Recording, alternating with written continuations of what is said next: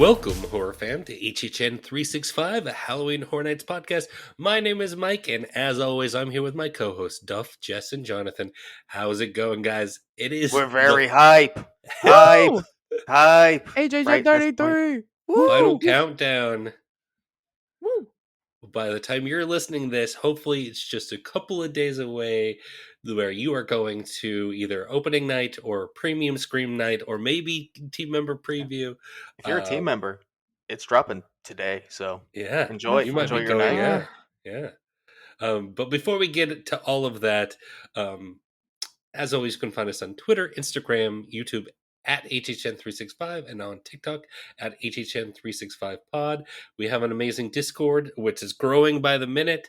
The link is in the description, and we have a merch shop at HHN365.com. You can leave us a voicemail at 407-906-4134. And on today's show, we will be going over our hype lists to get you hype for HHN 33. Just a little bit to go over. Thank you for anyone who showed up to the live trivia. That was amazing over the weekend. If you did, it was packed house as always. I think we counted about 100 or so people there, right? Mm-hmm. Yeah, it was. We hit at least 100 people. Do not tell the fire marshal, please. But yeah, we hit at least 100 people. It seemed like for the most part, almost everyone got a seat too. So the expanded capacity kind of worked. We're always going to try to keep standing expanding. Spot. Yeah, there was at least a stand. Yeah, like not just standing in the middle of the walkway. You know, like we had like bar standing too. So everyone had somewhere to like put a paper down and write at the very least. Right. But yeah, so yeah, thank you so much if you did show up. It's always more successful than the last and more popular, and we had a great time. We appreciate it. Yeah. Well, that's basically it, right? Do we just hop right into our hype list today? Yeah, I do think we should give one last shout out to our sponsors of HHN 365 Live Trivia for the year, and Horrors Untold for giving us the opportunity. They really helped us out a lot with the event this year, and obviously the event panned out very well. So we're very thankful to them. So go check them out at horrorsuntold.com. All right, let's get right into the hype list then. We have a lot to cover. Yeah, and I mean, the first thing we have to talk about, right? You know, in terms of how hyped we are, you know, where it is on our list, it's very important. And that is the shows. And by shows, we mean show. You mean show. You mean this is one. Show. Nightmare Fuel Nocturnal Circus is our one show for this year. And I have a feeling it's both at the top and bottom of everyone's hype list. Yeah. Definitely only by default. No, what? I'm excited for it this year. I feel like it's enough of a change for me that it's the first viewing is going to be enjoyable. Yeah, I always more like than the first most. time. I don't sit there and go house? see it like every night, but I enjoy it when I see it. I'm not going to pretend like I don't. It's a fun, horny time. What's wrong with that? Why are we being so negative? It's the only fucking show this year. Because you're usually negative. Okay, but it's who was negative? No one was negative. No, me. I'm normally really negative about this show. I won't lie, but maybe I'm listening to the listeners who are so like hype on this show. I don't know. I'm being optimistic. It's the fucking week of HHN 33 opening night. I'm extra optimistic this week. We're all very happy right now. You can't stop me. Girl who is going to be okay. Cool. I will. Yeah, go ahead, Jonathan. I will say the sets that we can see from a good distance, you can see a lot of them just put up like inside of Fear Factor from outside of the stadium. They do look pretty different from what we've seen in the past. They have a different vibe to it, a very circus vibe, which is great because that's sort of the theme. So with the difference in sets, at least from what we can see from a public area, I really do have some hope in that it's going to be quite a bit different from the past. I don't know if it will like change super dramatically where I'll want to see it more than once, but might be the first time where I'm like, after thinking about it and seeing how it's sort of shaping up, that I'm like, okay, I'm kind of interested in seeing it and seeing how it goes. Unlike last year where I was like, I don't really care about this at all. This is one where I'm just like, listen, I'm not super excited, but I'm gonna be happy to go see it, and I won't have to do a YouTube challenge to force me to go see it. But that's the only reason I saw Yeah, it I last forgot year that's was for really what the. got you to do it. Wow. Yeah, I probably would not have seen it if it wasn't for that challenge. Well, I'm happy you have more excitement than that, at the very least. Yeah. I got out of seeing it because I went home during that YouTube challenge. You didn't watch it at all? No, I did see it. I will say my viewing last year, I think I talked about it on the show, was really enjoyable because Daniel was in a wheelchair and I got to be in the front row, so they were fucking me with their eyes. I was gonna say, I'm pretty sure we saw it together. Yeah, I I think remember so. we were all in the front row together. At Yeah, least with a big Daniel. group of us. Yeah. So it was a great viewing. That's probably my favorite so far. All right, So time to put someone in a wheelchair. don't Oh my wish The god. that on me, sacrifice. Duff. No. I didn't say on you, just Okay, but someone. like, what are the odds? You. Knock on wood. We're not starting my season this way. Thank you. Moving on. Any Oh, last things about the show? I Our don't think number so. one show. Wish there was Okay. more. Cool. So let's move on to everyone's favorite Scare Zone. I love the scare zones. I do love, well, the recent years. Yeah. Generally, I love Scare Zones. I have loved a scare zone before. Yes. And I Before have we get to the a list, lot of how do we excitement. overall feel about the scare zones this year as a whole? How do we feel? Are we excited? I mean, obviously we're excited, but are we more excited than usual, about average, or less excited than a normal year? I can. I am very excited for one. And the others, I I think there's a lot of potential in a couple others for sure. I I'm. think I'm around the same. Yeah, go ahead, Jonathan. Yeah. Sorry. No. It's good. It's seriously. It's really good. I was gonna hop in after Duff because I'm almost exactly the same as him. Besides that, I think there's two that are like pretty excited for, and the rest are sort of to don't really care. But I do have hope. Not as much hope as I did for last year's zones and hype season, but I have hope that at least three of these are gonna be pretty solid. Okay, I like odds, I guess. So for me, I want to say that I feel like there's less pressure this year compared to last year because all of the zones had to do with Oddfellow in some way, shape, or form, and that I feel like there was almost like an expectation to me higher than we normally have with the scare zones because we only get like a blurb, but we had a blurb plus a backstory plus a tie-in plus like lore. So this year there is some of that with two of the zones, but I don't think the expectation is super super high for that. So for me, I think I'm more excited because I just think that there's more wiggle room and freedom for them. Yeah, I can I see like that that. thought process. Thank you. Thank you. I'm really, I thought about that one for a while. Cool. So should we hop right into it? Who wants to go first with their number? How are we doing it? Number 5 counting up, right? That's how we normally do it. Yeah, typically. Do we all have the same number 5 I don't probably? think so. I think Probably. it's No. mine. Wait, no. No. All right. Okay, we won't do it then.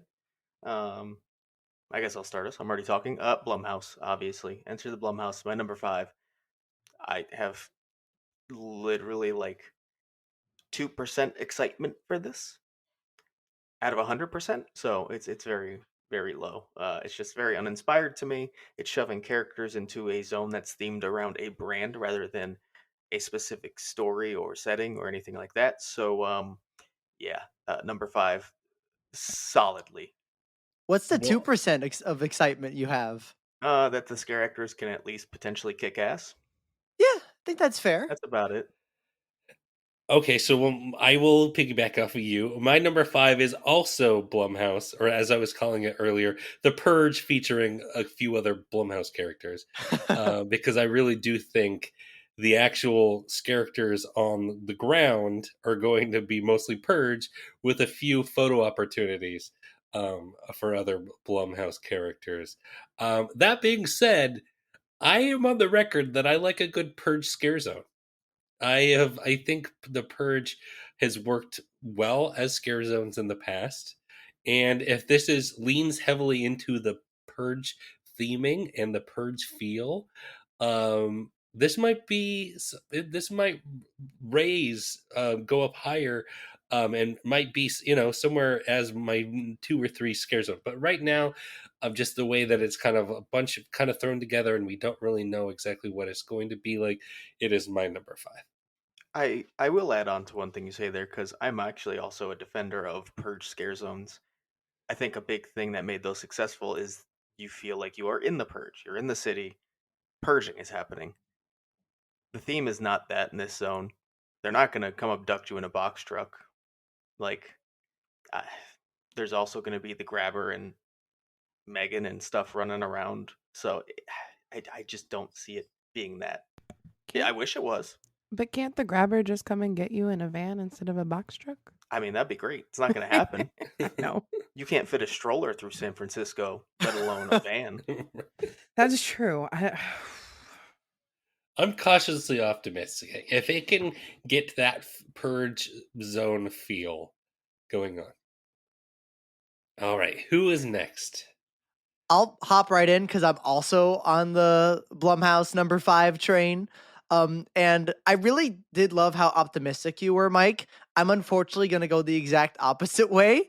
And that I just really, after now having been to the park and seeing all the construction, walking through Blumhouse just felt so corporate, so nothing. It was just a bunch of Blumhouse logos literally everywhere. You look up, you see a Blumhouse logo. You look at the props, there's a big Blumhouse logo. Like, it's just Blumhouse logos with a couple of little props letting you know, oh, by the way, there are some movies that are going to be featured in this zone. It feels so fake. It just feels like we had to do this and here it is. Like even something like Crypt TV, which is still my least favorite zone of all time. It wasn't like Crypt, there were Crypt TV logos around, but it wasn't like the sets were just Crypt TV logos. Like they at least were based on the individual stories that you were going to see, in the zone itself and had character to those sets. These sets have no character at all. They're just Blumhouse.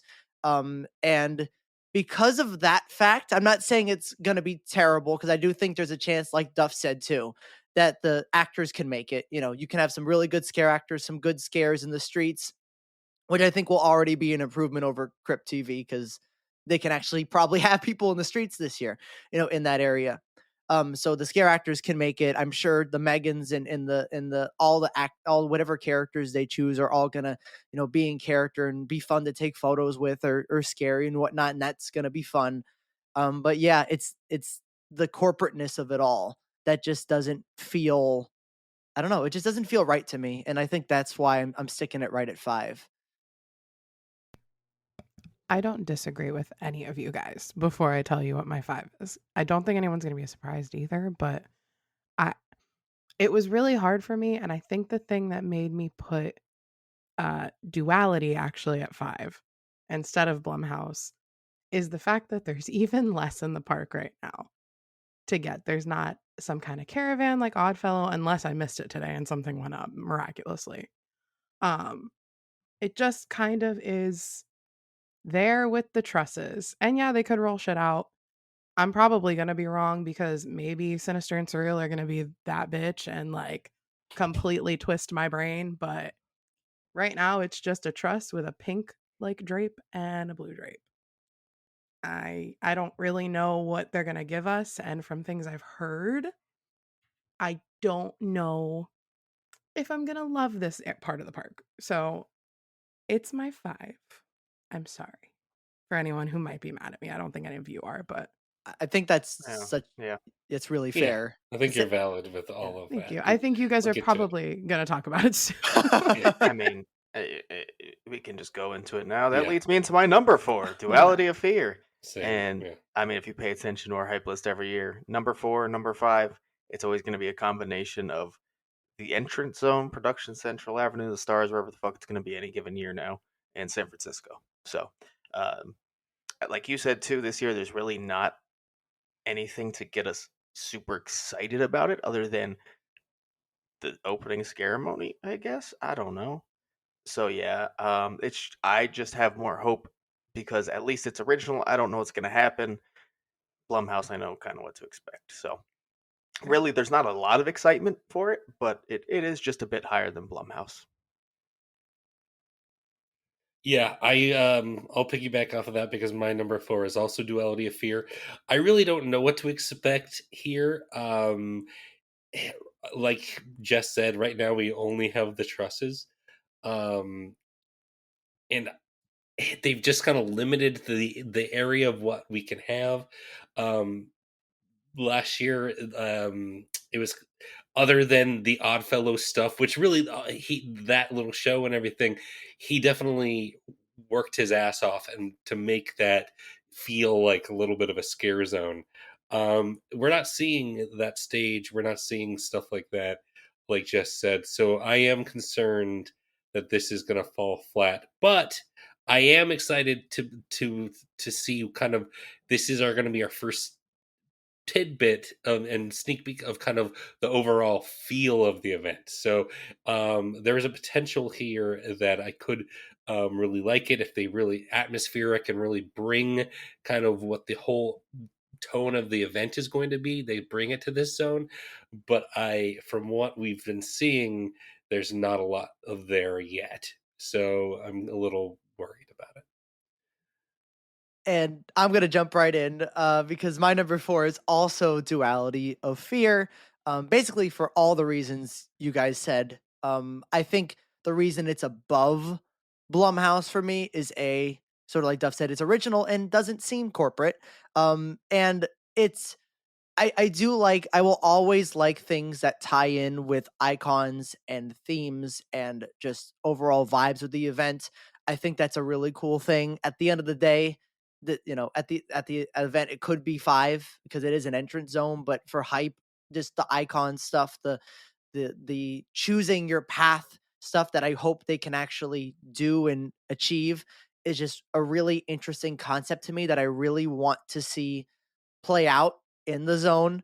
Because I think being able to choose sinister or surreal, physical or psychological horror, depending on which way you go in the event, is a really, really cool concept. And I hope they can do it because I think that's just a really unique thing that Horror Nights hasn't really done before, and I hope they pull it off. So it's really just that stuff that's putting it above Blum.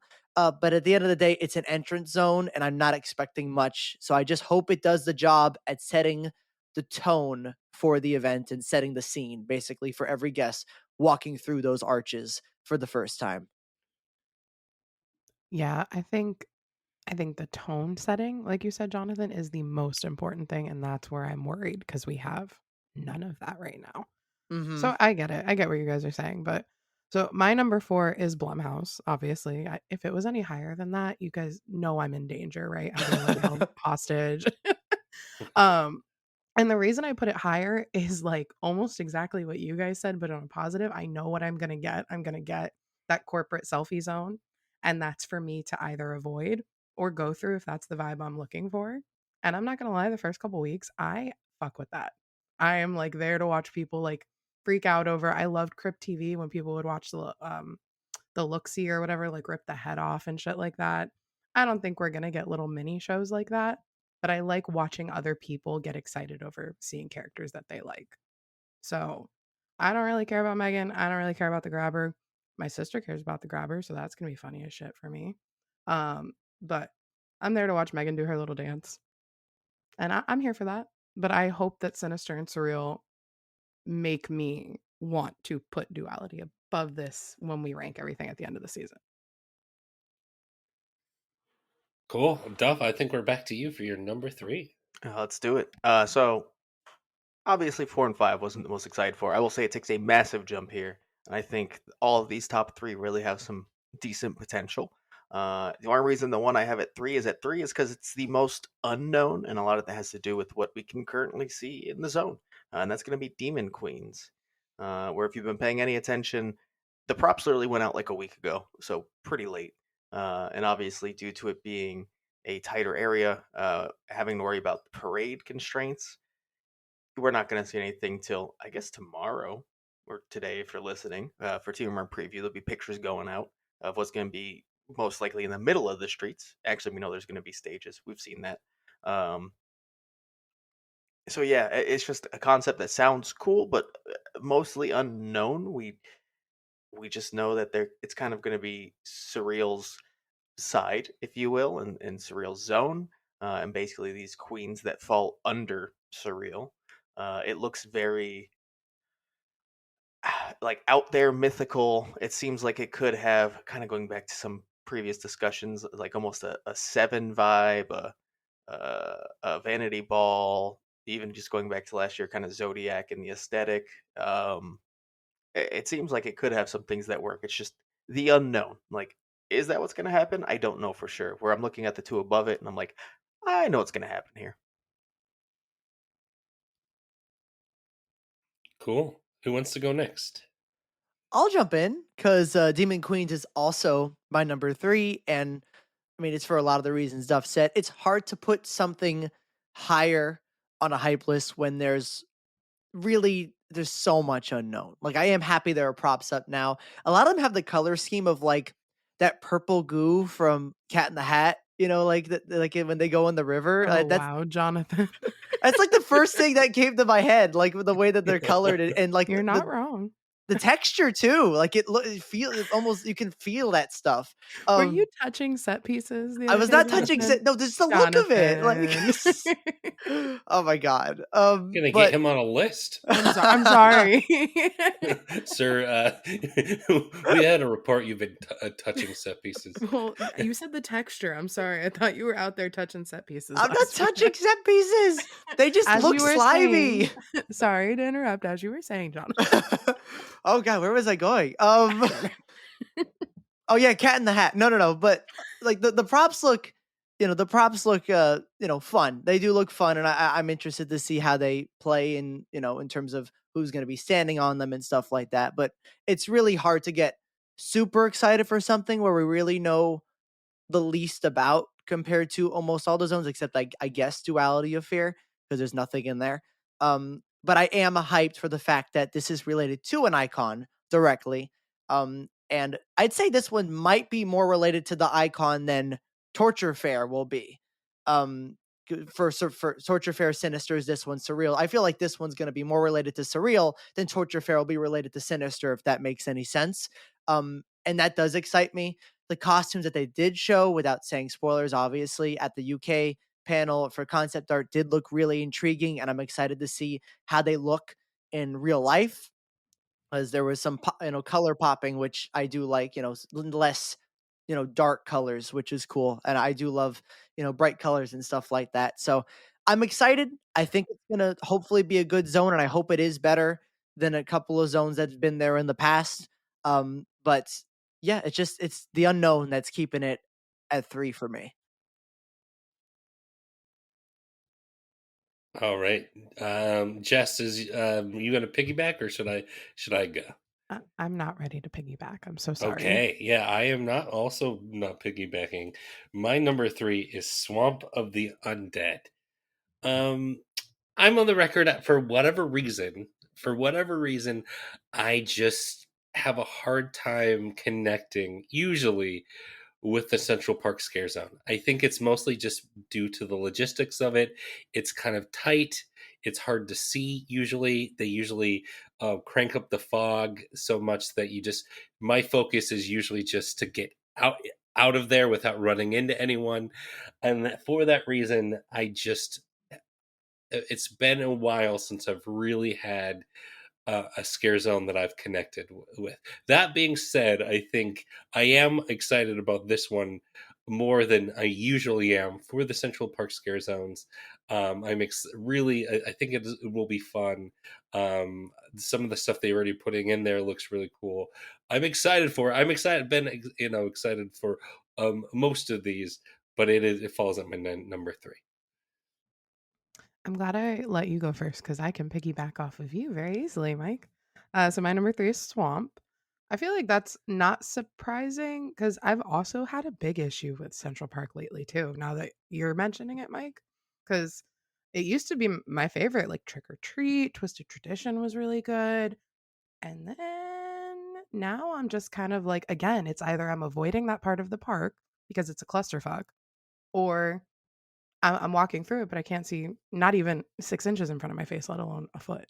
Um, so I'm just kind of worried about that. And then swamp is just, I grew up in Florida. I grew up right by the Everglades. Every field trip was like out into the Everglades to the reserve. So I don't think it's gonna give me anything like back home. If that's not what I'm saying, but I think it needs to be either really special or really campy for me to end the season kind of putting this above 3 because I think it's sitting kind of nicely here for me. I don't know. I would love a campy swamp. That'd be my vibe, Yeah. 100%. Yeah, like a bunch of rednecks out there like swinging gator tails around and like that would be really funny. I don't know how well that would go in like this age. I don't know, but it would be great. I don't think that's what we're getting. We're getting like zombies, which I think are cool, and I think the masks we've seen are really cool. But I need to see it with the lighting, with the fog, kind of see where we go. But right now, 3 for Swamp. I think that's a fair placement for both of you guys to put it at 3. I've seen lots of different opinions of Swamp. I've seen Swamp all the way at the top. I've seen Swamp all the way at the bottom, or not all the way at the bottom, but like 4. So it's interesting how people are reacting to this zone and hype, and I'm interested to see where it's going to end up once the season starts. Do you guys think it might be not the same, but too close to jungle for some people? Because Yeah, that is kind of my could problem be. personally. Could be. Hmm. I can Well, definitely see that. I'll hop right into it because it is my number 2, and I also think it's a very fair placement because in another world where we don't see the work that's been done in the park that we are right now, this is number 3. Because I think in concept alone, I'd take Demon Queens at 2.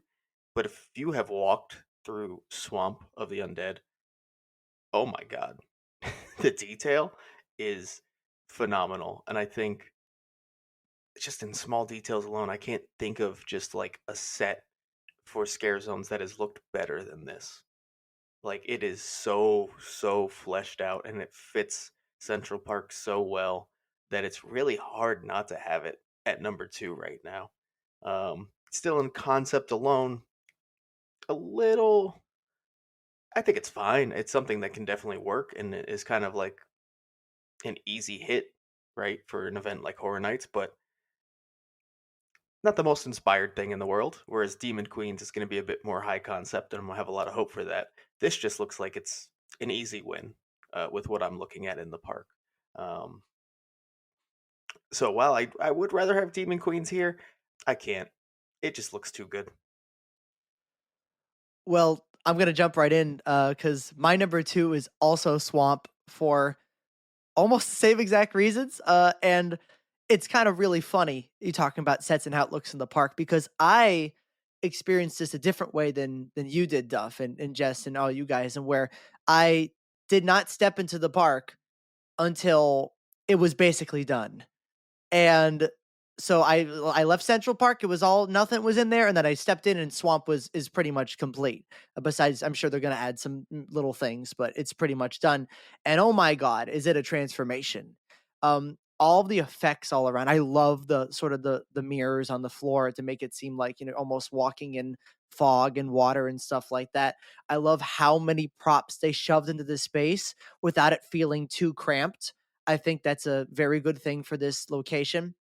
I love the big props, the airboat, the gator, stuff like that, and the big like sort of shack they have up there, which I was like, well, I don't know if they've done something like that before, but that's a great use of space because it's not in the guest area at all, and yet it completely like helps fill the zone and makes it feel real, like you're in a real place. Um, and the sets alone are the reason it's at 2, like straight up. I don't care much for the zombie aspect, really.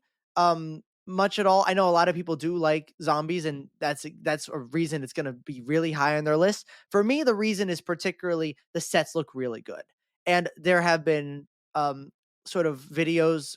I think like sometimes when the park opens early, they accidentally. I think it was one day they accidentally played some of the ambient music that's going to be going on in this zone. And from what I heard, it sounded absolutely phenomenal and exactly what I want out of this. So with that music mixed with the sets, and hopefully some really, really cool characters, which we have seen some masks which look good as well.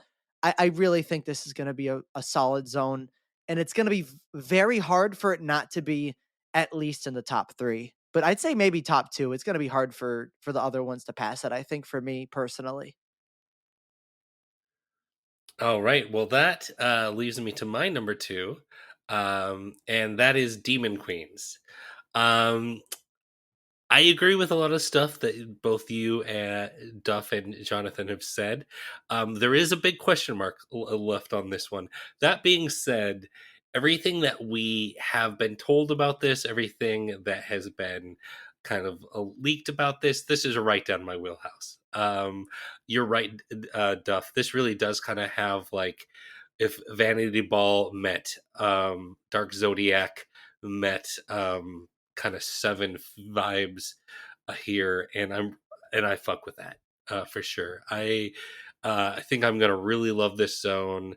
Um, Obviously, it could turn out that I don't, but I really just think this is gonna have some really cool vibes. It's gonna be one that I really want to hang out in and see the character interactions and the world building.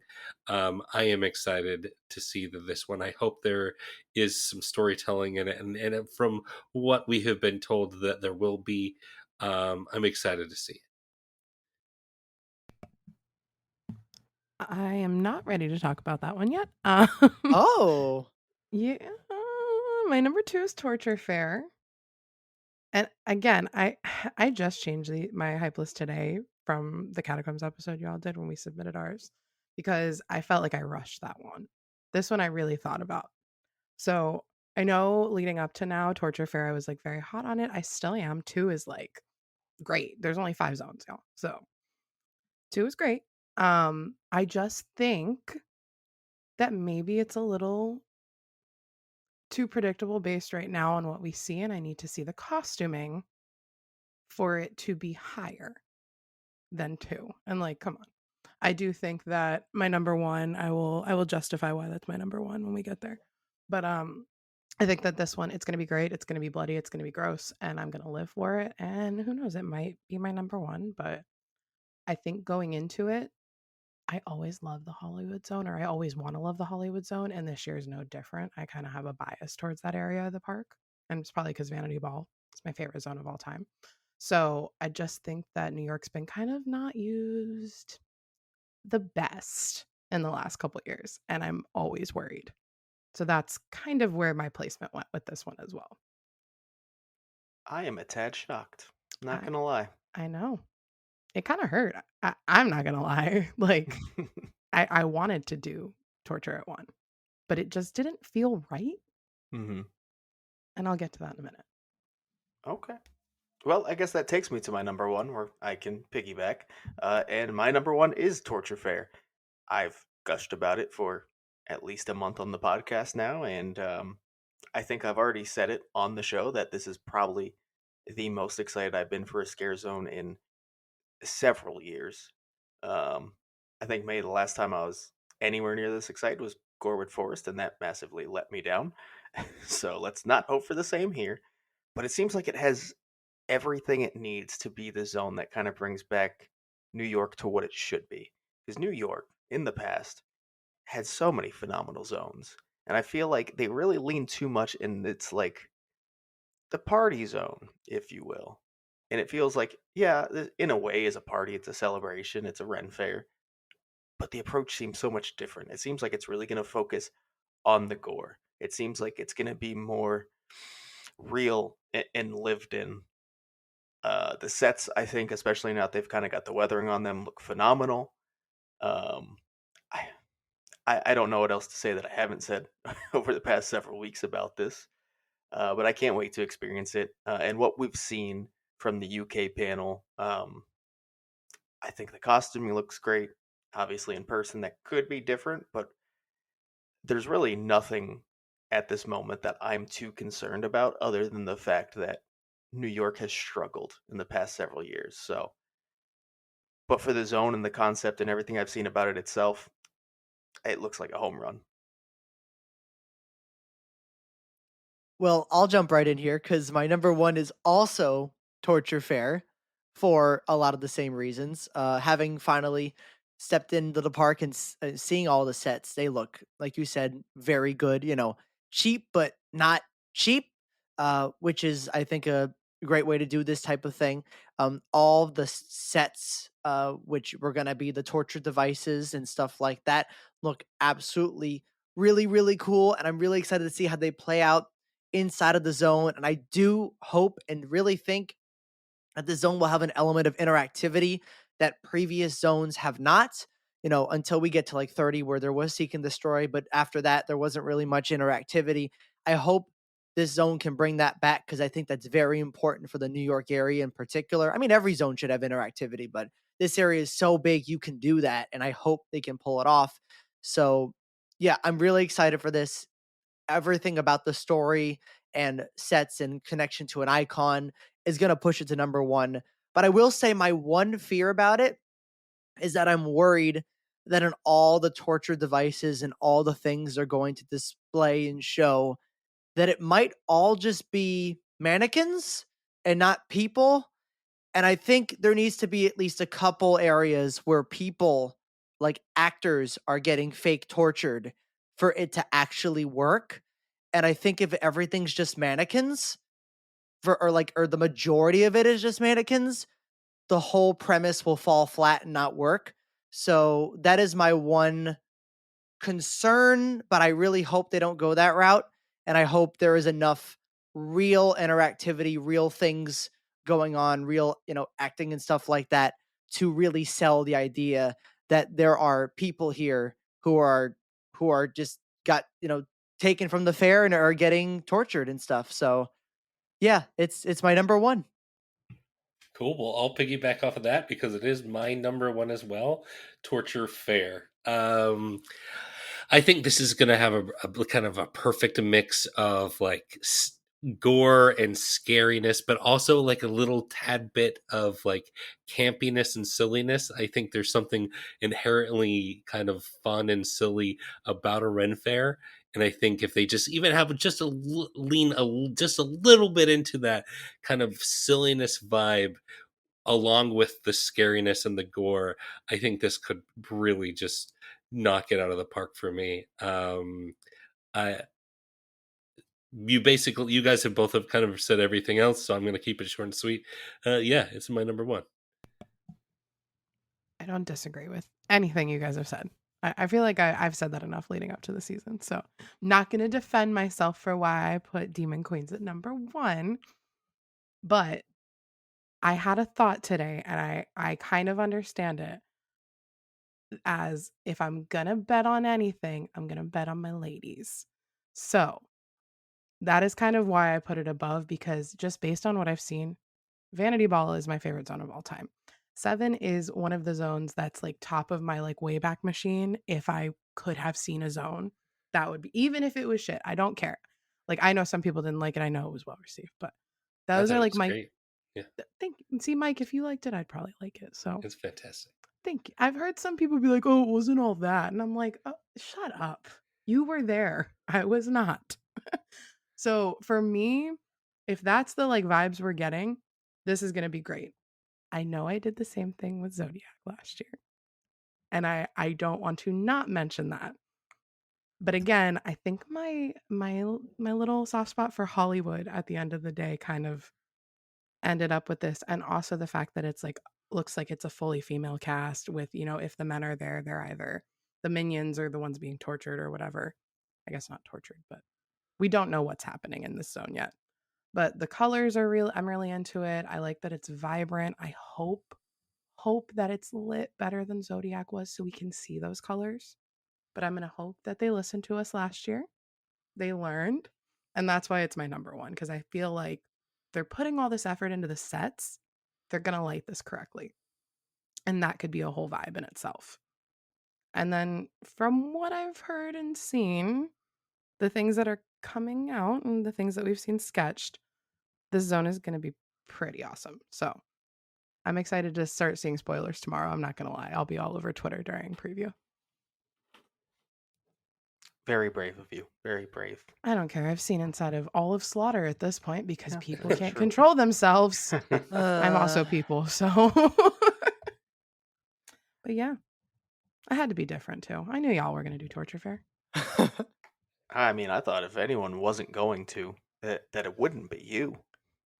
Hey, I I thought it gotta would keep have you to be guys someone else. keep y'all on your toes. I know someone is driving their car listening to this and they're like, "What the fuck?" You just caused an accident. I-4 I'm is now backed sorry. up because of you. How do you No. feel? No. I'm still really excited for Torture Fair, and Sinister is still that bitch. She is an Aries. You cannot tell me wrong. I'm not gonna lie, Jess. It was iffy 50-50 between Demon Queens as my number one and Torture Fair. They're both very close. So See? I, I I, believe I agree with you. It just happened to be that I, there's more that we can already see of Torture Fair. it. Yeah, I'm confident I'm going to like Torture Fair. There's a slight chance that Demon Queens misses for me, but probably won't. that's Um, fair. that's why I went with it. We just have there's less of a question mark with Torture Fair. That's fair. And that's why I feel like if I'm gonna bet on something with a question mark, it's gonna be something called Demon Queens. Y'all know me. Come on. Well, I have great news for Demon Queens. Since we've been doing this podcast, whatever I pick 1 and 2 end up dropping a lot, and usually at number 3 is the one that ends up moving up. From my current hype list, Demon Queens will probably be number 1 because I can't pick hype for scare zones correctly ever. I don't know. I had Zodiac at number 1 last year. That's true. That's true. Mm. All right. well, Well, that's scare zones. Now we're Yeah, now gonna it's get into the real fun. let's mm-hmm. do Oh. it. The real fun. Oh Um, no. I personally, I'll say it now. I did not change anything from my catacombs hype list. It actually all stayed the same, and I'm kind of surprised. Same. Yeah. Oh, okay. Yeah, I thought I would, but I didn't end up changing anything. And I went to and took a hard look at it. I know they it probably wasn't mentioned, so our listeners don't know it, but yeah, it didn't change anything. I changed mine. I mean, we already know you change stuff. We've seen it in action. Yeah. Well, I mean, I changed my houses a lot more than I changed my zones. Oh, well, this should be fun. Uh, People don't we'll even know see. what your list is, anyways. You weren't, they, Mine was taken into consideration for the exactly. whole overall thing. I Yes. definitely affected one of the ones that ended towards the bottom. I know I did. Ooh. Well, do we want to switch up? Does someone else want to go first now they're moving on Yeah, the I'll go houses? first. All right, cool. My number 10, I don't think it's going to be a surprise to most people. I think it's just kind of, I think I'll just get to it. It's Insidious, The Further. I don't really have any connection to this IP. I have started watching them. Oh man, I did like the first one, and that did make me a little bit more excited for it. But that being said, I I imagine it's probably going to be scary. I imagine it'll probably raise up and be kind of a similar to the Exorcist believer type of thing. I think it's will probably be in mid for me by the end of the event, because I know some of these I always get really excited for end up dropping for me. But as of right now, this nothing is exciting me about this one, and that is Insidious. Well, I'm gonna piggyback right off you because my number 10 is also Insidious. And it's less that I don't know much about the franchise because now I've watched all of them in the correct chronological order in terms of the timeline, which I was then Why? told was a terrible idea. Why Yeah, would you no, that do wasn't. that, Yeah. Jonathan?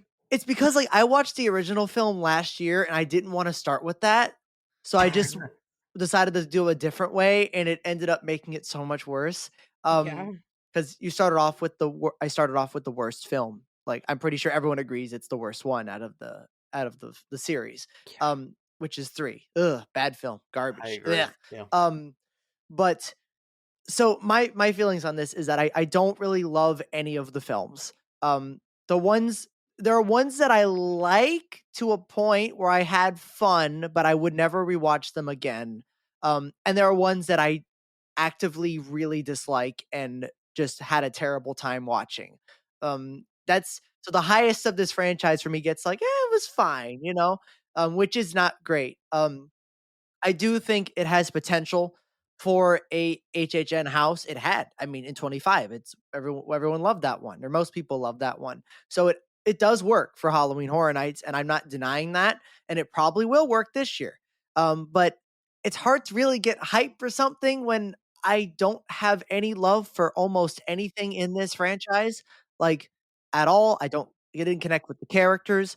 I didn't connect with the villains. I didn't connect with anybody besides, I guess, the I forgot her name, but the main the psychic who handled everything. It was almost an all. Elise or Elise, yes, yeah. she was good. I liked her, but everyone else I didn't really care for. So it's that.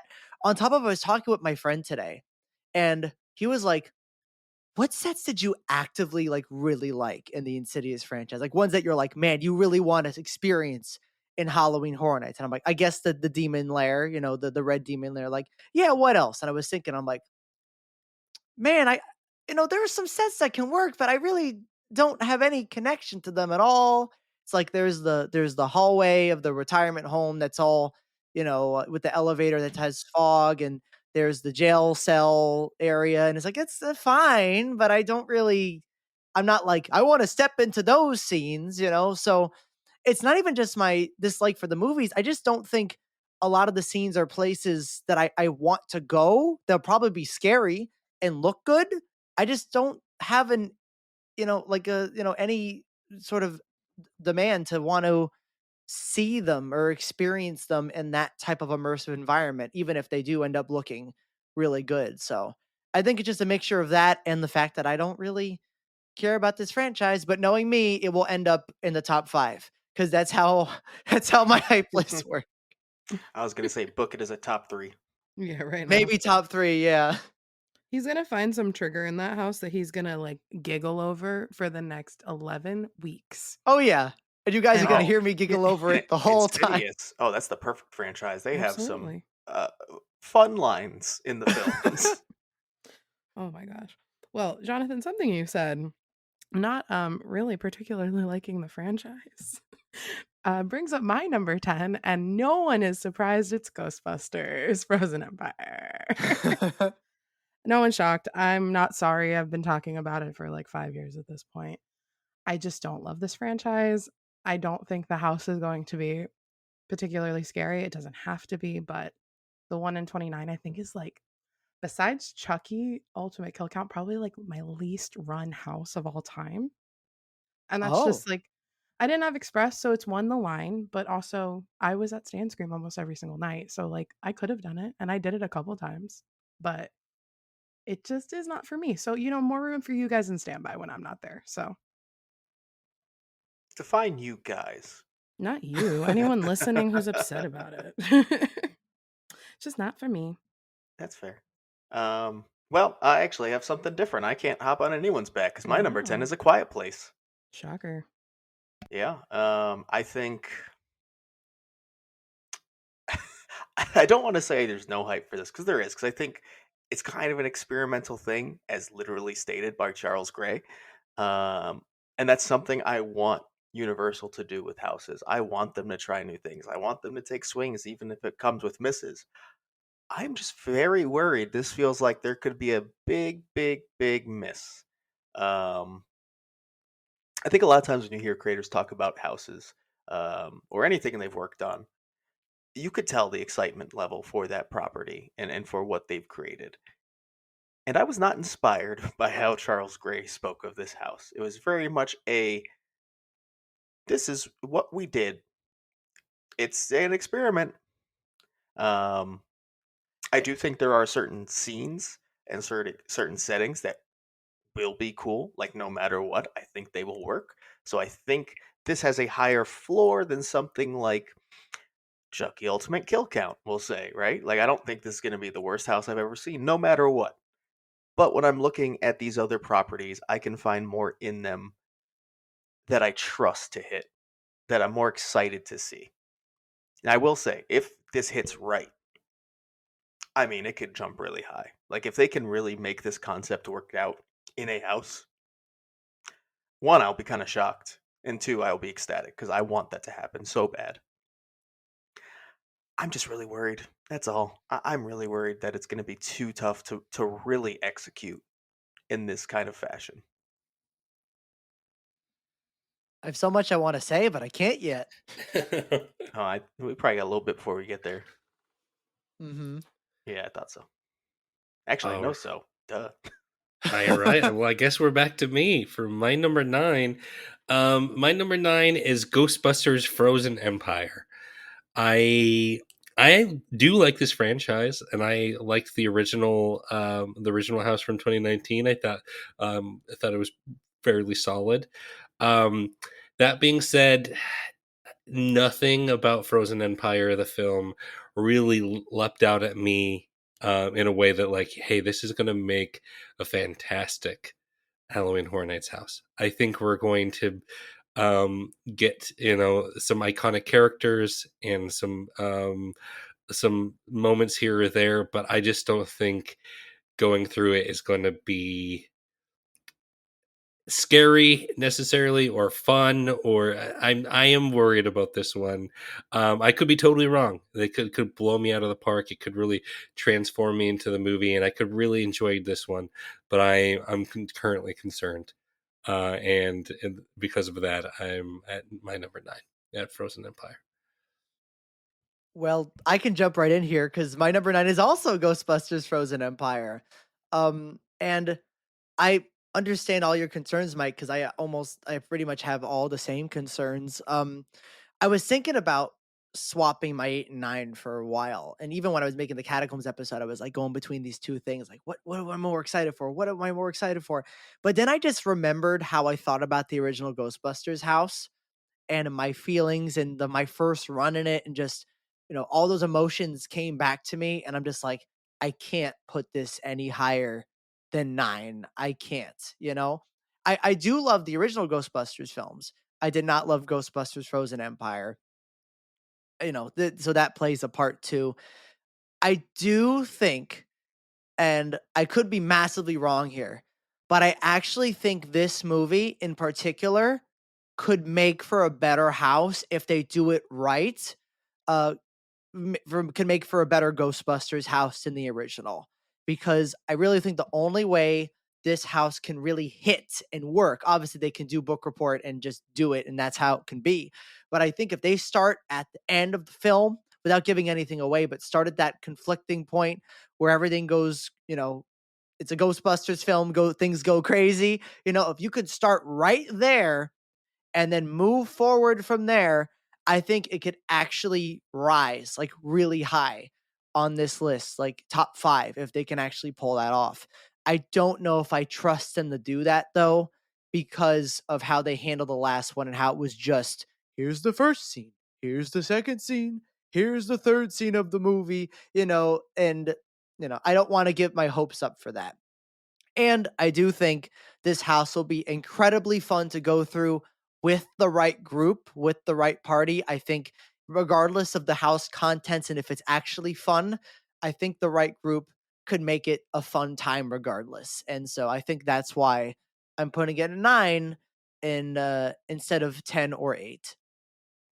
Well, since I know Jess can't piggyback because already been said, I'll piggyback because my number 9 is Ghostbusters Frozen Empire. Um, Now, funnily enough, I had this penciled in basically at number 10 before I'd seen the film.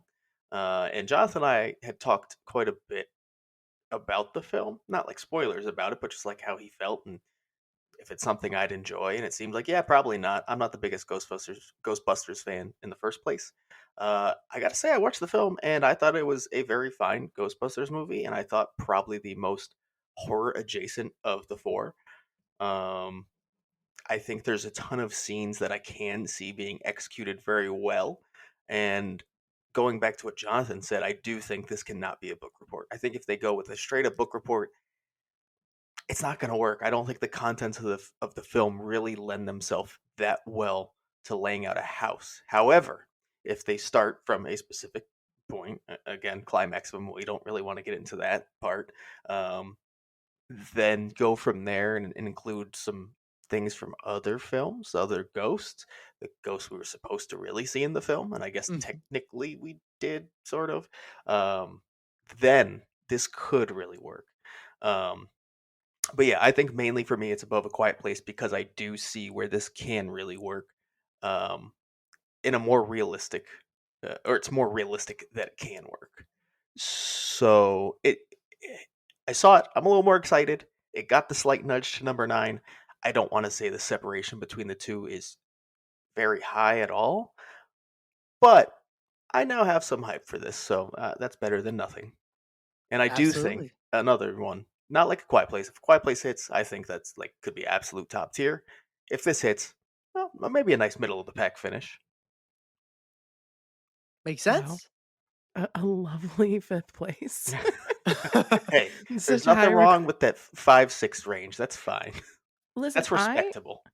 I'm glad you said that because that I can piggyback off of because for me personally, 9 and on are not bad. Like this was just Ghostbusters and then 9 other houses for me. Like even the IPs, I'm not even gonna lie. I know that might shock people. This is no like big lineup like 30 or like 31. But like for me, I feel like 9 through 1. So I'm sorry for what I'm about to say. But my number 9 is Goblin's Feast. Oh, Oh my. Yeah. Um, I feel like again, I haven't been really hot on this during like speculation and into like announcement season. I was very honest about how I felt about this house. Um, if it goes really funny, really campy, I could see myself really loving this and this going probably to middle of the pack. I don't see it being much higher than that. This would have to be like probably like another blood moon or something for me to really have this go higher than that. Just because goblins, stuff like that, goblins, orcs, hobgoblins, everything we've learned about this summer. I'm gonna take that into the house. But I just don't think I'm gonna leave doing more than being like, yeah, that was really fun. And I hope I'm wrong. I hope that this is like an all-timer. But for me, just leading up, and honestly, that podcast, I think made me put this lower on my hype list. really? I did not like that podcast, y'all. I did not agree with the people who were like, "It's really good." The voices were goofy and not in the good way. It took me out of it. I couldn't pay attention. The story was kind of just like exactly what I expected. There were better podcasts this year for me. As someone who loved that podcast, I understand completely why there are people who feel the exact opposite way about it. Mm. I get why y'all love it. I also think that you guys like more fantasy than I do. Mm, Not eh, sometimes. I'm very much not a fantasy person, Yeah. Me but I neither. do like a silly, goofy little story that sets the tone. Yeah, I Yeah. love that. I just don't want like a tooth fairy, silly little goofy. I don't know why it's giving me those vibes, and I blame the podcast. So sorry. I mean, That's it my was number very 9. much presented that way. That's fair. Yeah, that's probably what it is. So sorry, Mary. That's all the information we have for it too. It's essentially just that one little description and the podcast. So if the podcast you Yeah, didn't vibe with, I mean, it makes sense why this would be pretty low because that's all we have for most of the houses. yeah.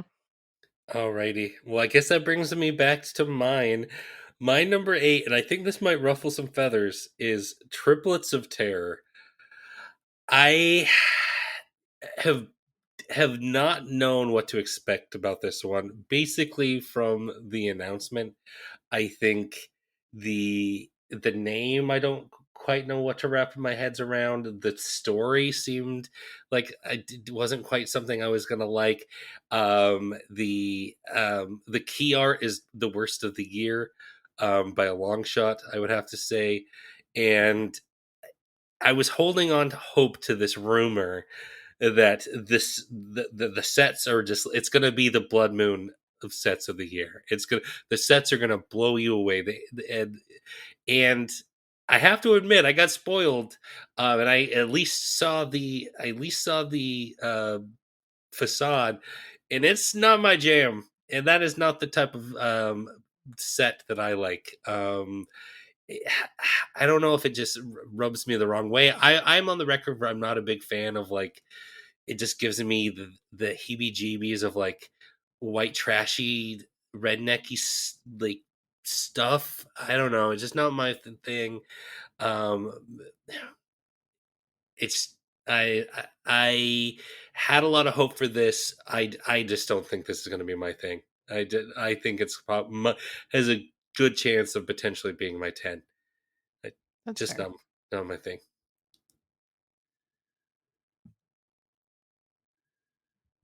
It sounds like everyone's waiting to piggyback, but no one can I piggyback. mean, Yeah. I can talk about one that's already been talked about, but not that one. No, go for it. So my number 8 is A Quiet Place. And for all of the reasons, like it's an experiment, which excites me, but also worries me. They're trying things, which is great, but I don't know if your IP needs to be like a big experiment, like one of your big headliners, in my opinion. So that's why it is where it is. I know it's going to be a lot of puppetry, and that's really fun. And sometimes that could be really scary because they can come out of places we're not expecting. And I know we're going to see the silo, we're going to see the nail, we're going to see all that shit. But like, okay, cool. That's really just how I feel about it. I like the movies, but I think the movies are like a one-time watch because you're not going to get the same kind of anticipation. And I'm worried that the house is going to kind of have that same not repeatability factor.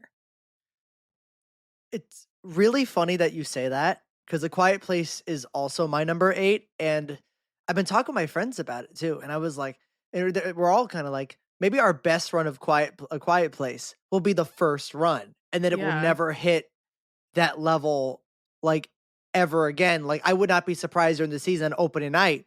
Everyone's like, "Oh my god, A Quiet Place blew us away and it worked, and oh my goodness." And then as the season goes on, it goes, "Oh, it's not really working so well anymore." Because I think a big thing that they said in the podcast, or Charles Gray said specifically, that there are going to be things in the house, without spoilers, obviously, that require you to be quiet to actually appreciate them.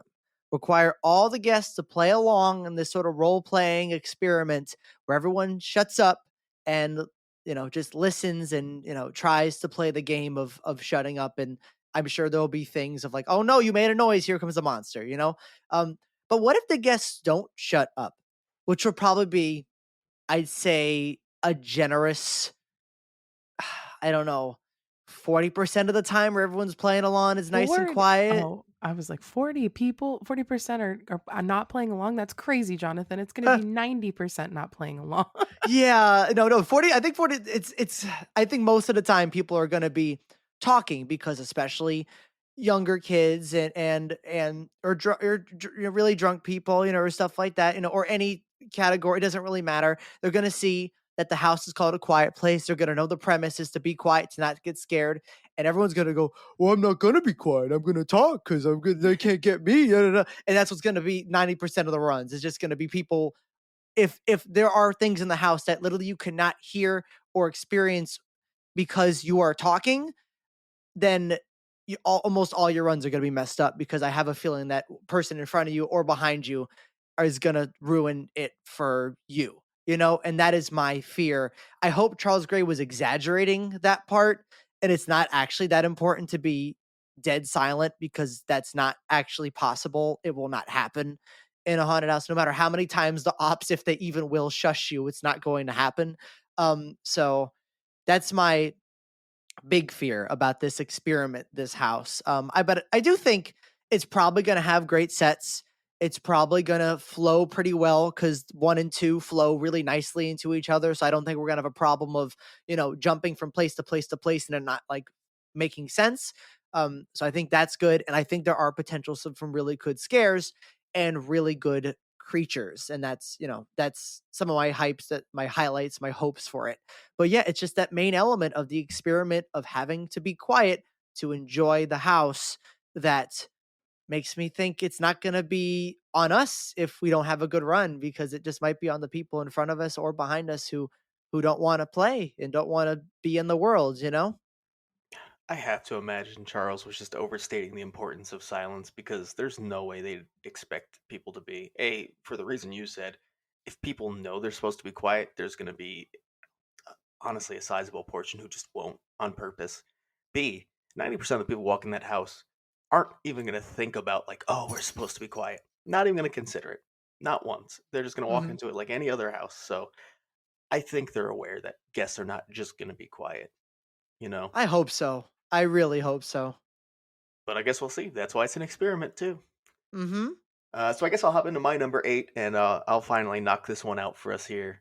Get it off the list. That is Insidious the Further.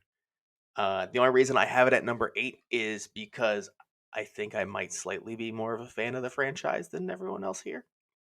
I don't think it's the best thing in the world, but I find a few of these movies actually really enjoyable. And I do think, as far as IPs go, well, I guess if you take out Eternal Bloodlines, as far as IPs go, it has the highest floor. It's always had good representation when it's been at HHN, at least in Orlando. I've heard good things about Hollywood as well. And I don't see a world where they mess this up so bad that I'm just like, ew, no, bad, bad. I think it sounds like it's going to be at least a lower mid-ranked house at its worst to me. It's just one of those properties that naturally lends itself to being a house. You know, the scares, the settings, yeah, pretty basic, but that's what makes most houses. Like that's what most of them are built on. And that comes with this pre-built in with characters you know, moments you know, audio you recognize. You're gonna hear a lot of violins, and it'll be great. It'll create scares. I don't expect to love this one. I think honestly, if the three I've already gone over all hit to their potential, that this is going to be the lowest of them. But I also think realistically, it's probably going to be the highest of them.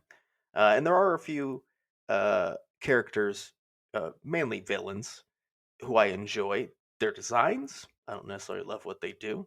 We've made a joke about how they just kind of choke and do nothing else but choke.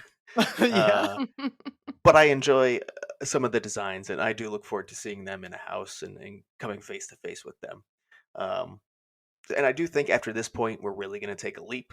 Sorry, IPs, you know how I feel about you. I'm just an originals guy mainly, outside of one glaring omission there.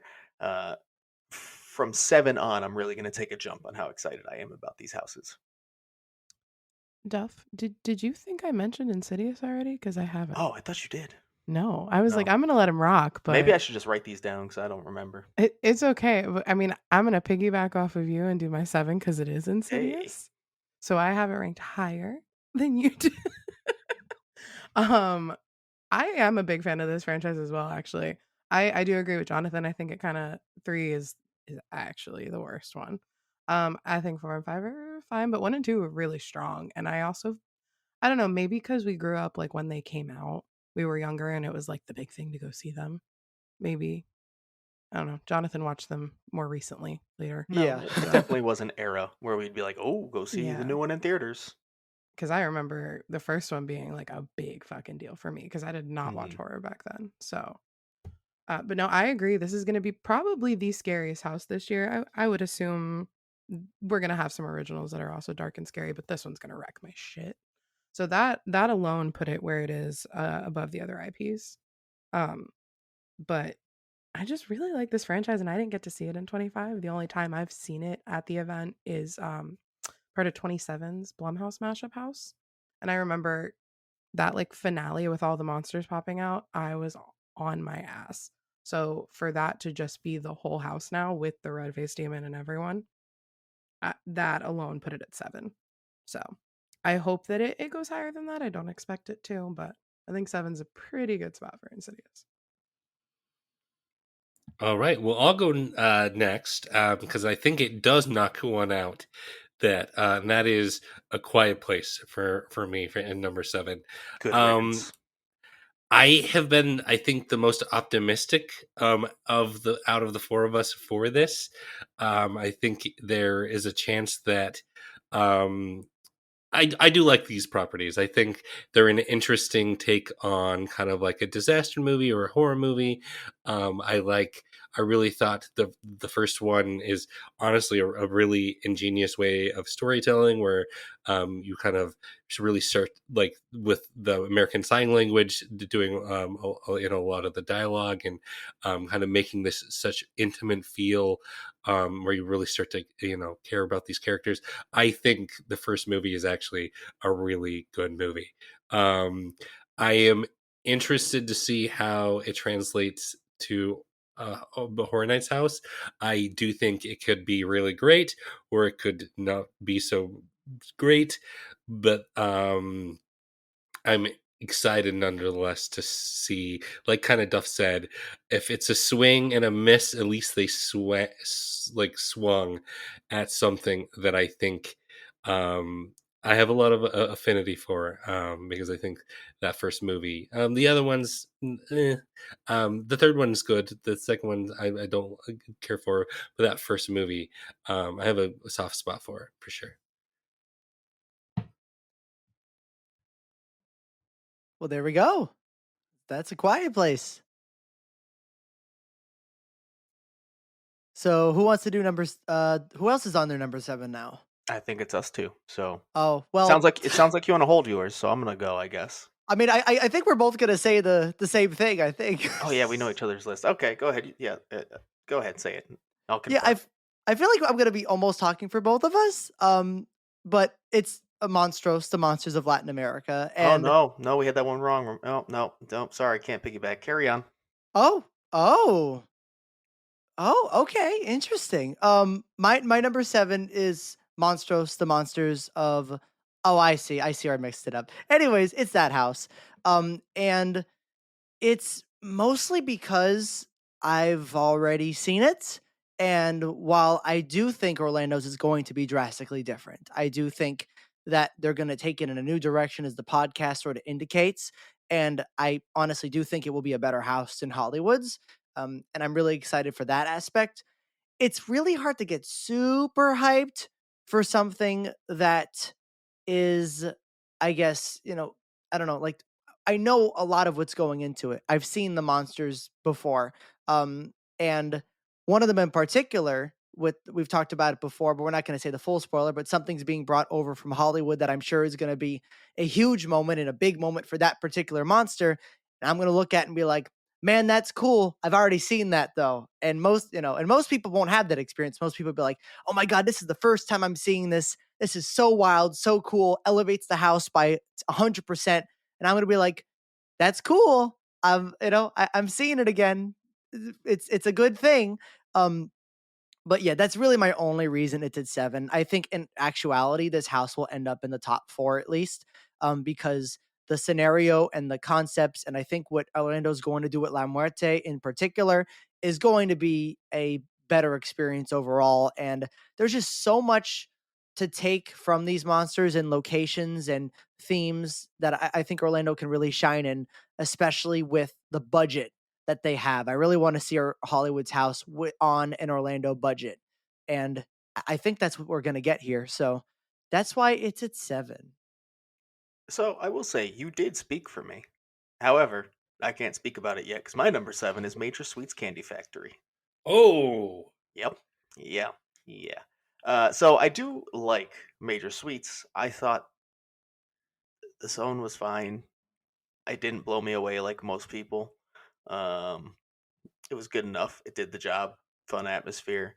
Uh, cool enough concept that I think can carry over into a house. I am very worried about not the location as a whole. I don't believe in like the whole cursed location thing. I don't think that this can't work. However, what we know they are using for space is none of the interior of Fast and Furious. It's just basically all tent now. And it has a full candy factory facade walking into this like MIB height size tent. And it's just a little concerning that if they can really pull off what I'd be looking for.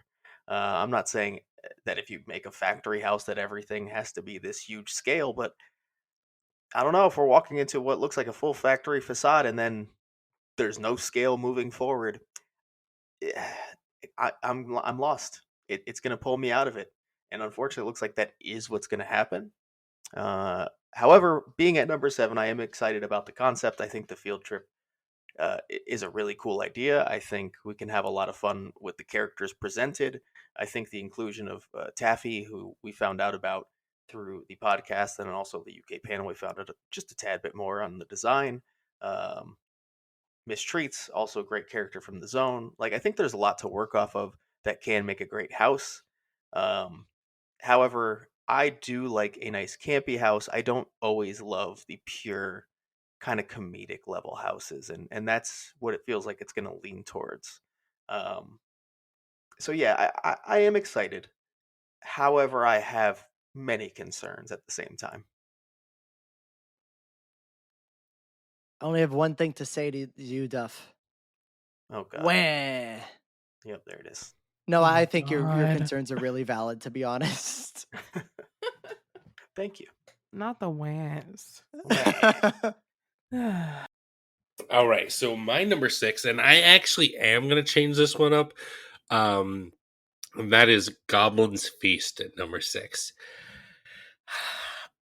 I'm cautiously optimistic about this one. I don't think this one is necessarily going to be scary, but it could be a lot of fun.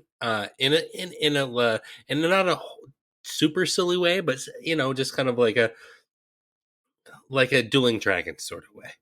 I think it could kind of transport you into a world and tell a story and have some fun special effects. I'm interested to see what this turns out. It could not be my jam at all. It could end up as my number 10. I am not a big heavy fantasy guy. I'm going to be put that out there.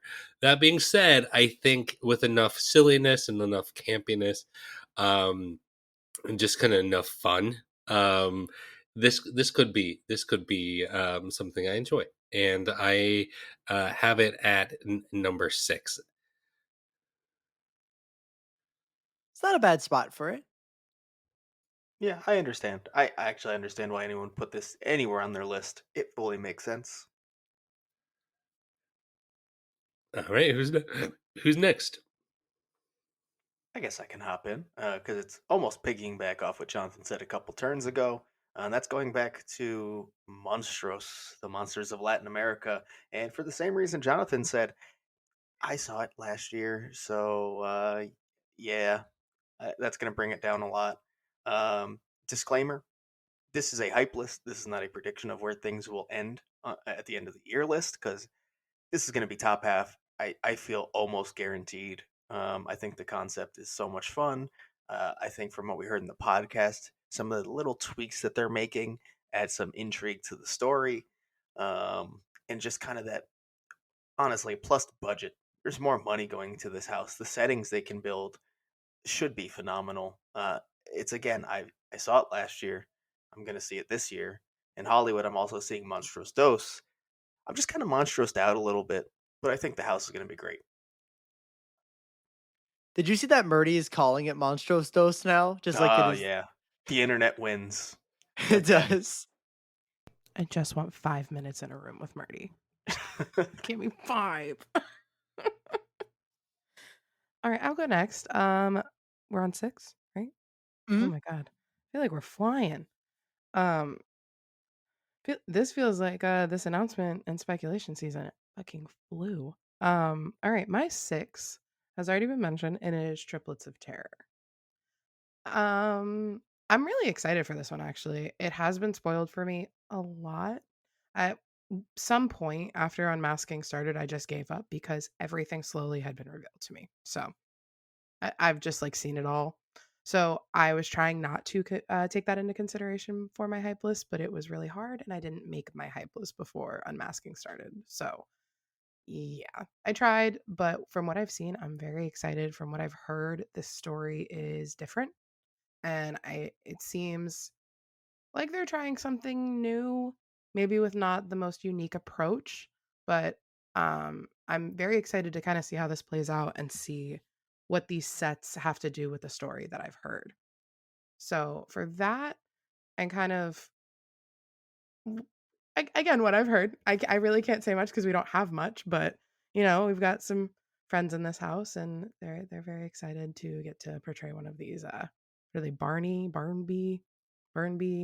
whatever fucking triplets. So I'm excited to go to their birthday party. Woo! We're all invited. Yeah, that's why it's my number 6. I like being included. I don't know about you guys. Like maybe sometimes you were the kid that wasn't invited to the party. I'm really happy that the triplets are inviting us this time. I didn't It, get Chuck E. Cheese, but at least I'll get to go to their birthday. We could go to Shitty's Kids, maybe. Oh, yes, please. What if there's a Shitty's Kids like reference? Oh, actually, ooh. Ooh. Did I have a peaked interest now? Yes, my brain, it's spinning. So I think I'm the last one left for 6. And it's the one that you guys are gonna kill me for. And it's museum deadly exhibits. Which funny, Oh, I sorry. knew I'm sorry. I knew I was gonna get that. Funny anecdotal story. Remember how when this was first released, the the tweet said museum deadly exhibits and the key art said exhibits with an S? It's now both things say exhibits, so that was completely Oh, just it a is with an S? yeah, it is with an Officially? S officially. So that's what it's supposed to be. And I think the original tweet and promotion for everything just forgot the S. And so, yeah, it is exhibits. So plural. Always trust What the key art. it's true. Very true. Unless it's triplets, then maybe let's not. Maybe not. Just forget the key art for triplets exists and your life becomes happier.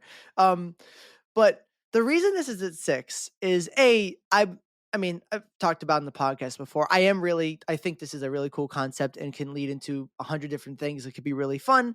It just wasn't something that like stood out to me as like this is top 3, like I don't know what it is particularly. I think there's just a lot unknown about there's especially the type of museum that it is, and which way are they going to go and what are we going to see and how many different directions they could take this. It's just not something for me in particular that like screams out this is going to be top 3. But I still probably would have had it higher if it wasn't for unmasking. I think it would have been 5. I think like one step up. um and that's because there are a lot of people who have done it, and I'm not looking at spoilers because I do not want to see spoilers. I don't have any spoilers to share because I didn't see any. But hearing spoiler-free reviews from a lot of people, including my girlfriend who actually went into the house the first day. Um, everyone's been kind of that I've seen. There's been some opinions that are very positive, of course, but everyone's been kind of not really what I was expecting, kind of interesting, maybe not exactly what I wanted, or if it was what I wanted, it's not hitting the level of what I want, besides a couple of things. And that's the vibe I'm getting right now. And it's very unfortunate that this is honestly affecting hype because at the end of the day, houses with the lights on compared to when their lights off are completely different.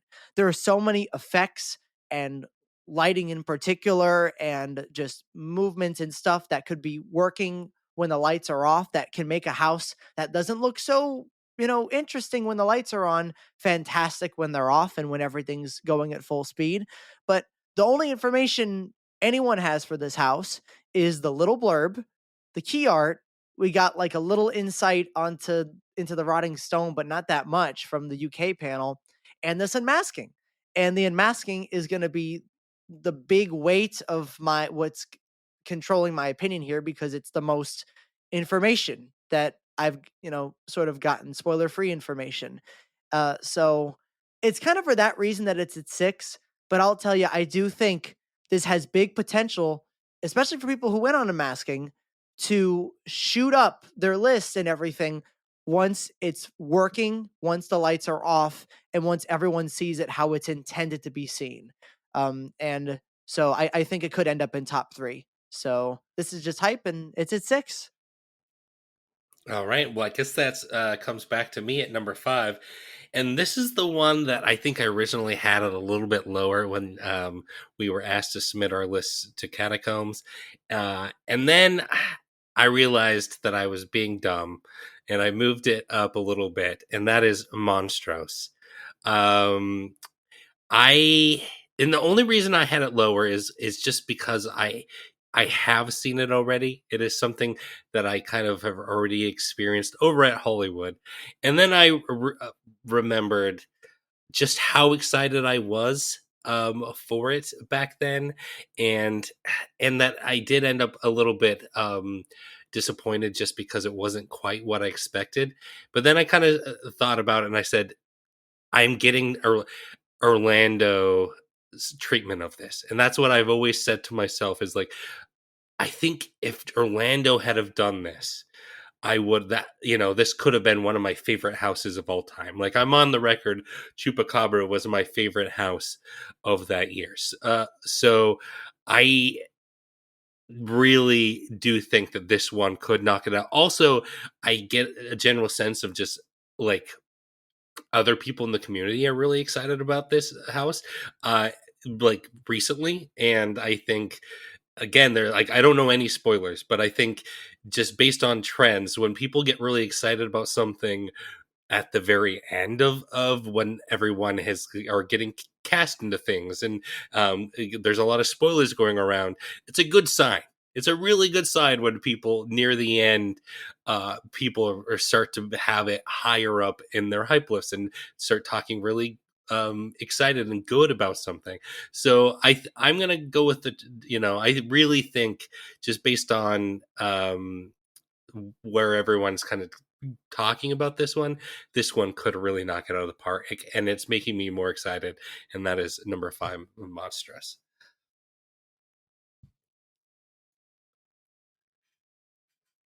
Well, I guess I'll kick in with my number 5 then.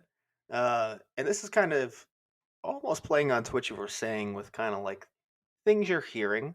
I will say the things I'm hearing about this aren't specifically from Unmasking the Horror. This is going to be more kind of like through the grapevine kind of stuff earlier on Yeah, that got it to rise. And that's going to be Triplets of Terror at my number 5 spot.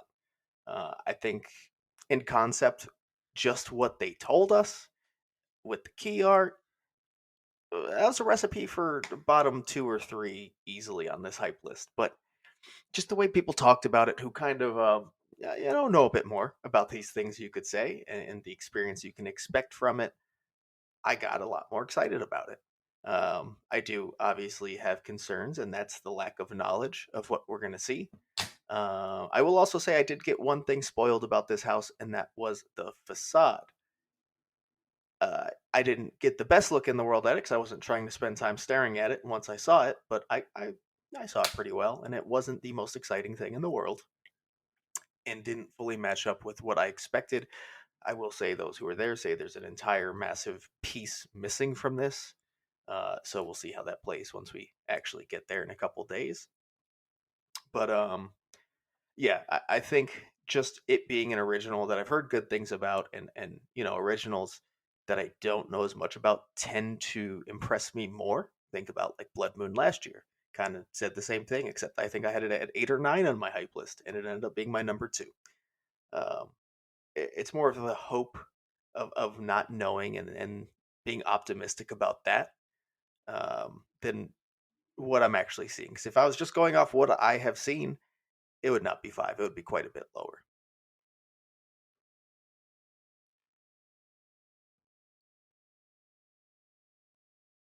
All right, I can hop in for my number 5, and I'm sad it got this low because if you asked me about this house right when it was announced, it was in top 2, like 100% in top 2.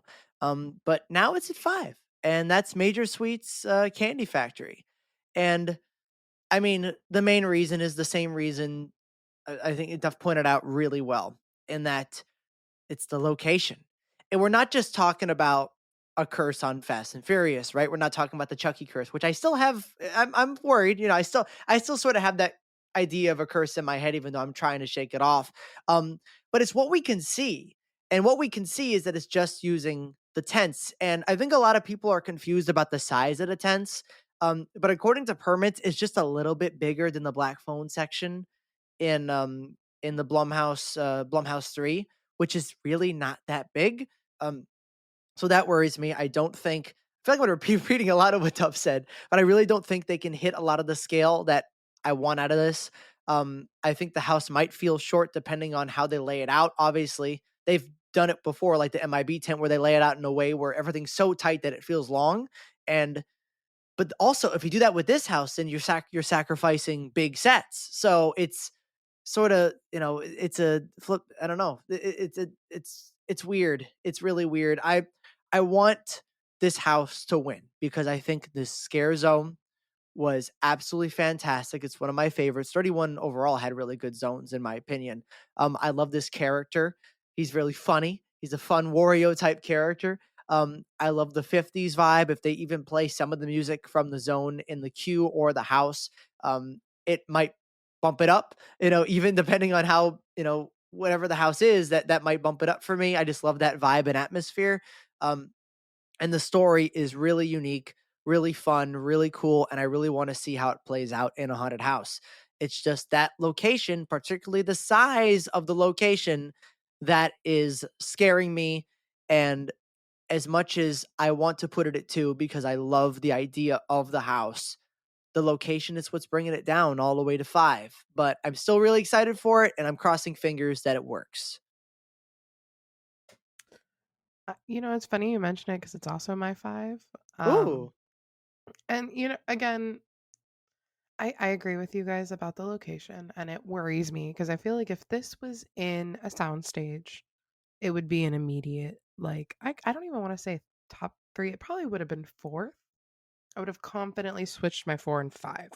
I don't think I would have put it any higher. So for me, that this is a pretty good spot for it because I have no expectations for this. Like, they're just kind of, I hope that the characters are as fun as they were in the zone. I hope we get more of those like demented kids and like kind of, I want to see origin stories. So I'm kind of okay with maybe sacrificing some scale if I get more lore. I'm always kind of in that realm. So maybe we find out how like the grape ape became the grape ape and like, we know who Taffy is, but how did those kids in the street, how did they get there? And I know that's already what we're getting, but I guess that's kind of why it's my 5 then, yeah.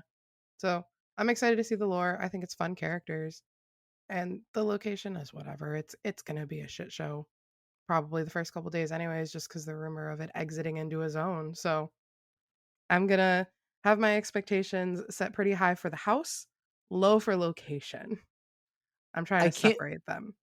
I can't wait to go through this house, this Major Sweets themed house, enter into Blumhouse, and then walk all the way to the candy factory that's themed to Major Sweets. Yeah.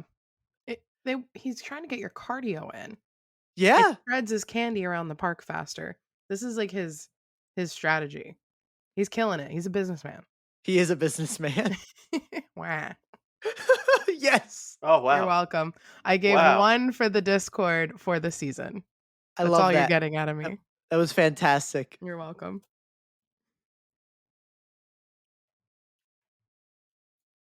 All right, is that everyone's number 5? Yep. Cool. So we can move on to number 4. I can kick off this round, I guess. And I'm finally gonna hit Goblin's Feast. Gotta say, not a huge fantasy guy, so this is higher than I would have necessarily anticipated putting it. I'm gonna give you a couple very direct reasons why. I am always looking for the most Halloween, just generic Halloween vibe I can get, and this is the closest to it for me this year. And that's kind of feeling like setting wise, it can kind of almost have a Wicked Growth kind of aspect and even vibe to it, right? Um, so a lot of hope backing that one, but we'll see. We'll see. And then also the podcast. I know, Jess, you're on the opposite spectrum, but I think this set the tone for exactly what I'd like to see out of this. I don't need to see this be super serious. I don't want it to be a comedy house either. And it feels like this is just going to be the perfect amount of a campy house. And I think we're still going to kind of get the brutal goriness to pair with that. And I think the settings we're going to visit are going to be fun and whimsical. Uh, but we're still going to have that base in horror. So I think the tone we're going for is perfect. Now that's really battling my, I don't want to say dislike of fantasy, but my lack of knowledge of that realm and personal passion in it. But I could see this really, really working for me.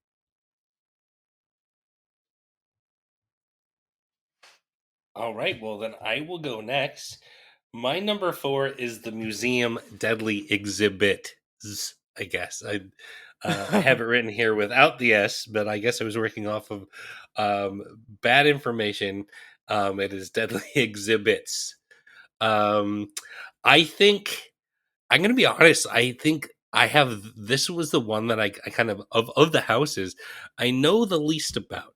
Um, I but I do think that just concept alone, there's just so much here that this could be really fun. I'm starting to think that maybe it could be like a little bit of like, I don't know. It could be like a little bit of like Tomb of the Ancients. It could be a little bit like a Nightingale's Blood Pit.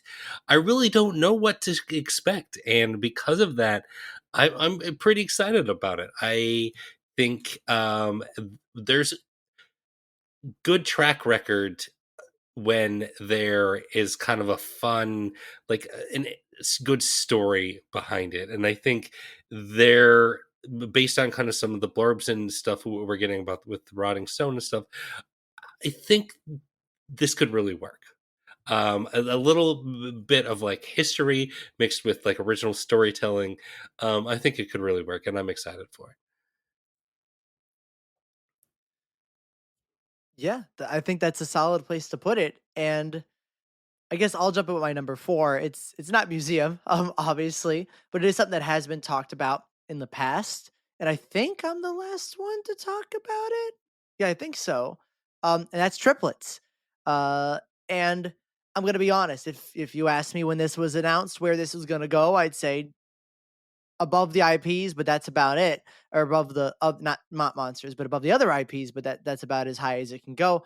Um, because the key art is not great. And the description gave us really barely anything. It was kind of almost confusing on how it was written. So it was hard to get super hyped about this. But my friend Alex and my girlfriend Chloe kept going like, I don't know, triplets is gonna be something else. It's gonna be, gonna be great. I'm super excited for it. I'm just like, all right, we'll see. I'm hoping, I'm hoping for the best.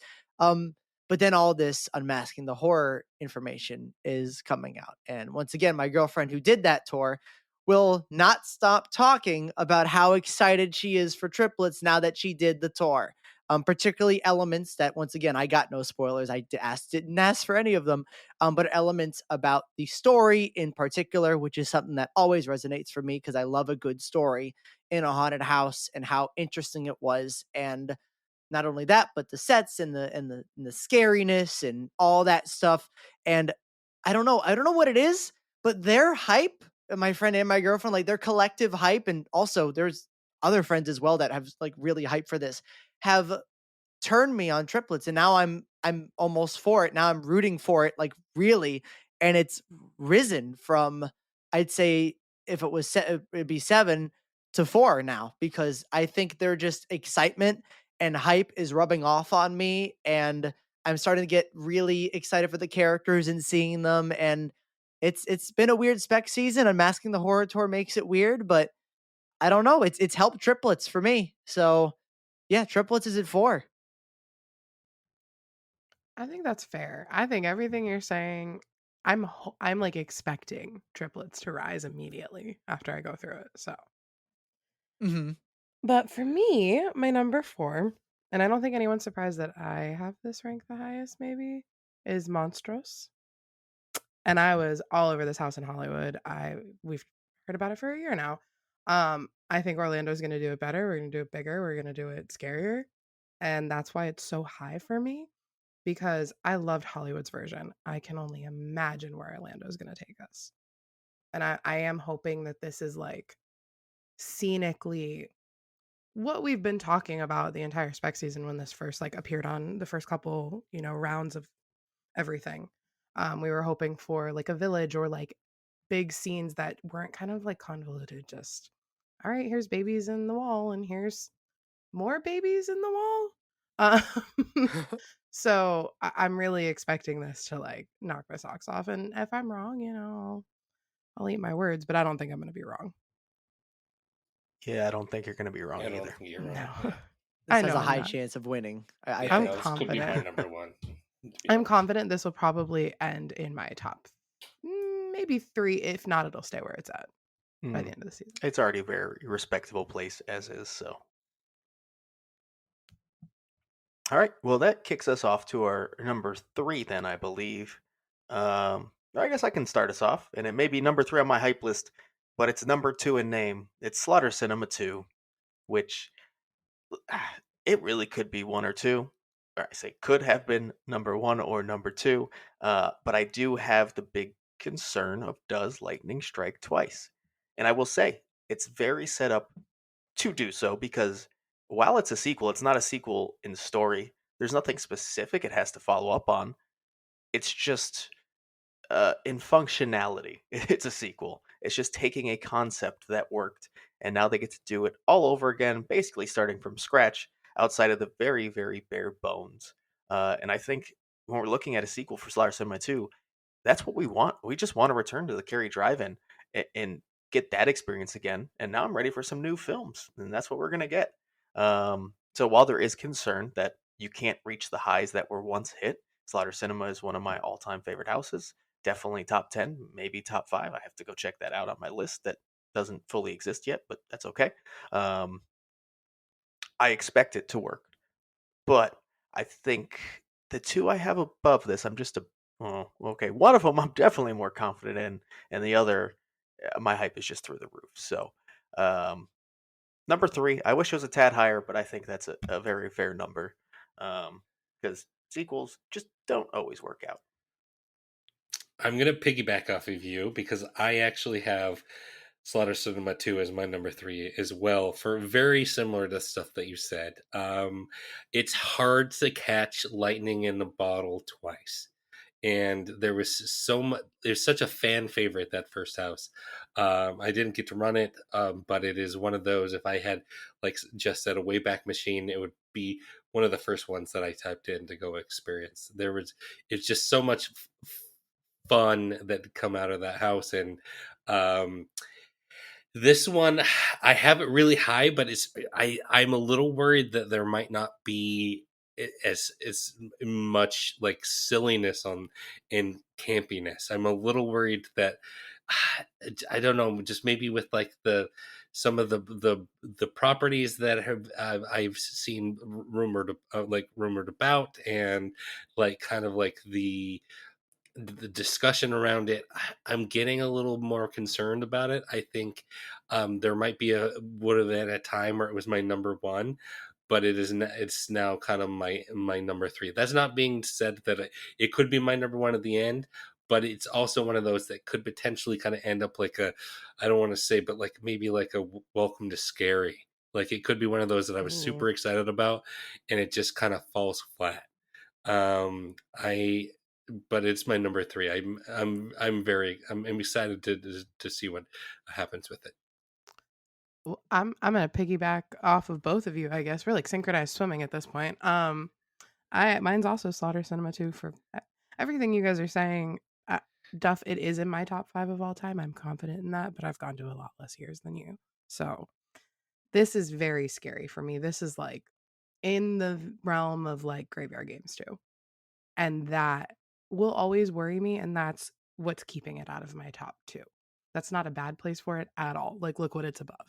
So, I just wanna say I'm very excited, but I'm cautiously optimistic like everyone is, and I've seen a lot of spoilers, so if it's this high after seeing spoilers, I think we're in a really good spot. Oh, absolutely. And I can't join you guys because my number Mm. 3 is not Slaughter Cinema 2. But I do understand all of the concerns. Absolutely, I think they're all very fair and valid and concerns. I think a good chunk of people have about that house. Um, but my number 3 is Universal Monsters: Eternal Bloodlines, and that's not to say that I'm not like, I'm I mean, I am technically less excited from the other two, but I really think they could swap at any given moment because all these top 3 are really, really close, and placing them was incredibly hard. And I will say, I probably would have put this lower before the Orlando podcast came out because I have concerns, and I really think Hollywood is taking it in a completely different direction that, frankly, I'm not liking so far. Just in terms of their story, hopefully, once again, things change with that. But Orlando has given reasons and motivations and things I'm looking for in something that is a sequel to, I think, one of the best told stories in any haunted house, which is The Bride of Frankenstein Lives. And I think it's just exciting. I think the whole premise is exciting. Taking two characters, having them battle three other characters, one being the head and two other being the minions. I think it's really cool. I think we're going to see some really good locations. The setting should be really fun. I'm excited to see the use of the new tents and see how big with the sets they can actually go, because those tents are really big. They're huge. Um, and for me, I really hope this re-energizes my love for the Universal Monster houses again. I'm not gonna lie, I did like Legends Collide, but I wasn't on the love it train like a lot of other people, unless we're talking about scares, and it scared the shit out of me, but like in terms of as a whole, I was like okay on it, and on Mass I really didn't love. So I hope this re-energizes the monsters for me, but I think it can. I'm really excited. I think the only reason it's at 3 is that I'm worried that the awesomeness of the podcast might not be able to be told efficiently in a haunted house setting the way they want it to. I hope I'm wrong. I hope it's like Bride and the story just flows so easily and is perfect and there's no problems. But I think there's a concern when there is a lot of story and a lot of different elements. If that stuff can't be told in the house, at least accurately or whatever, then it could hurt it. And I think that fear is what puts it at 3 for me, but I'm still very excited. This is very high on my list, and I do think it's gonna blow me away and has the potential to be number 1. Well, I'm gonna hop on the Eternal Bloodline train and ride it into my number 2 spot on my hype list.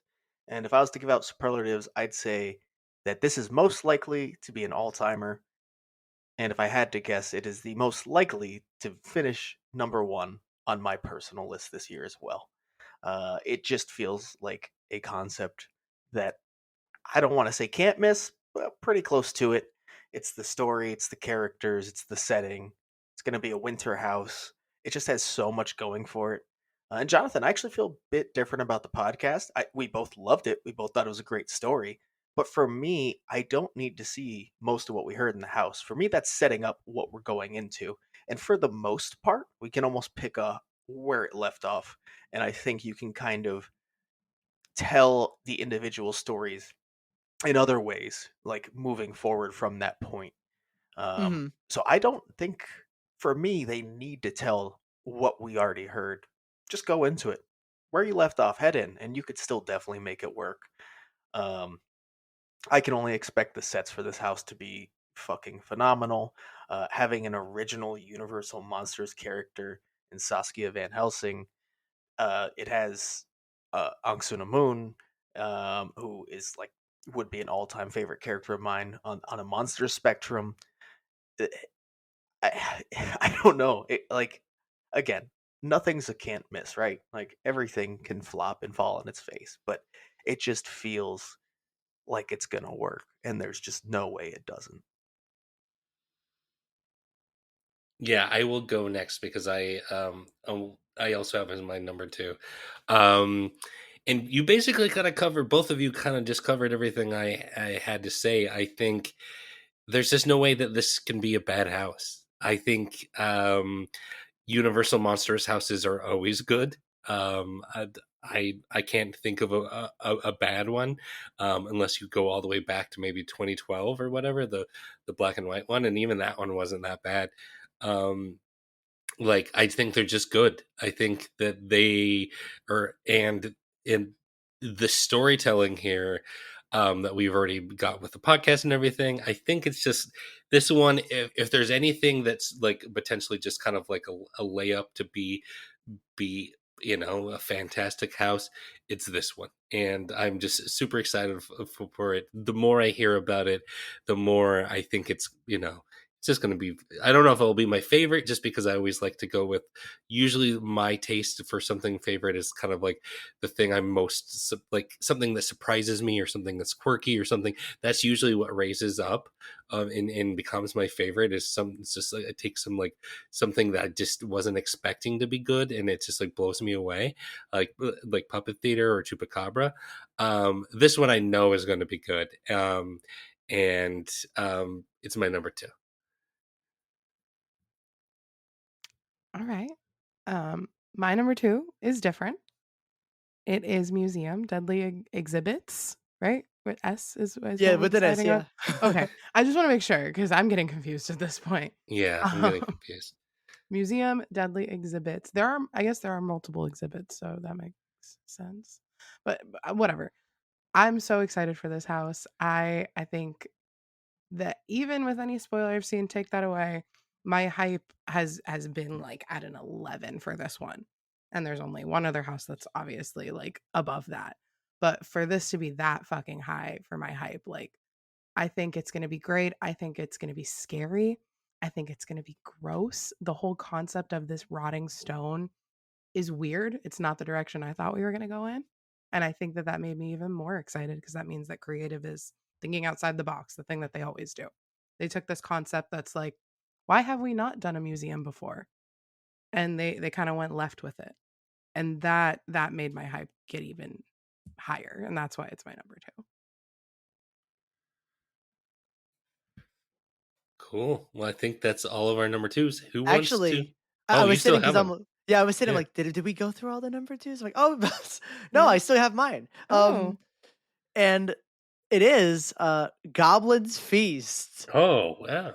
Wowie. Yeah, this one like kind of came out of nowhere because it's weird because it was the first one out of the week. You know, we had Slaughter Cinema the Friday, and then we had a little break, and then Monday was like boom, Slaughter. It was like boom, Goblin's Feast, and it's like whoa, you know. And it sort of was hidden for a while, like in my brain because it was one of the early announcements, and we had so many, and it was trying to process everything. But then the more I thought about it, I was like, oh, wait, I kind of like this vibe. Oh, the key art looks pretty good. Oh, if they go this direction, I think this might be my jam. I like goblins. They're silly little creatures, you know, like it could be fun. And then the podcast came out and it was the exact vibe that I am personally looking for. It's like Jonathan humor. It is like so campy, silly.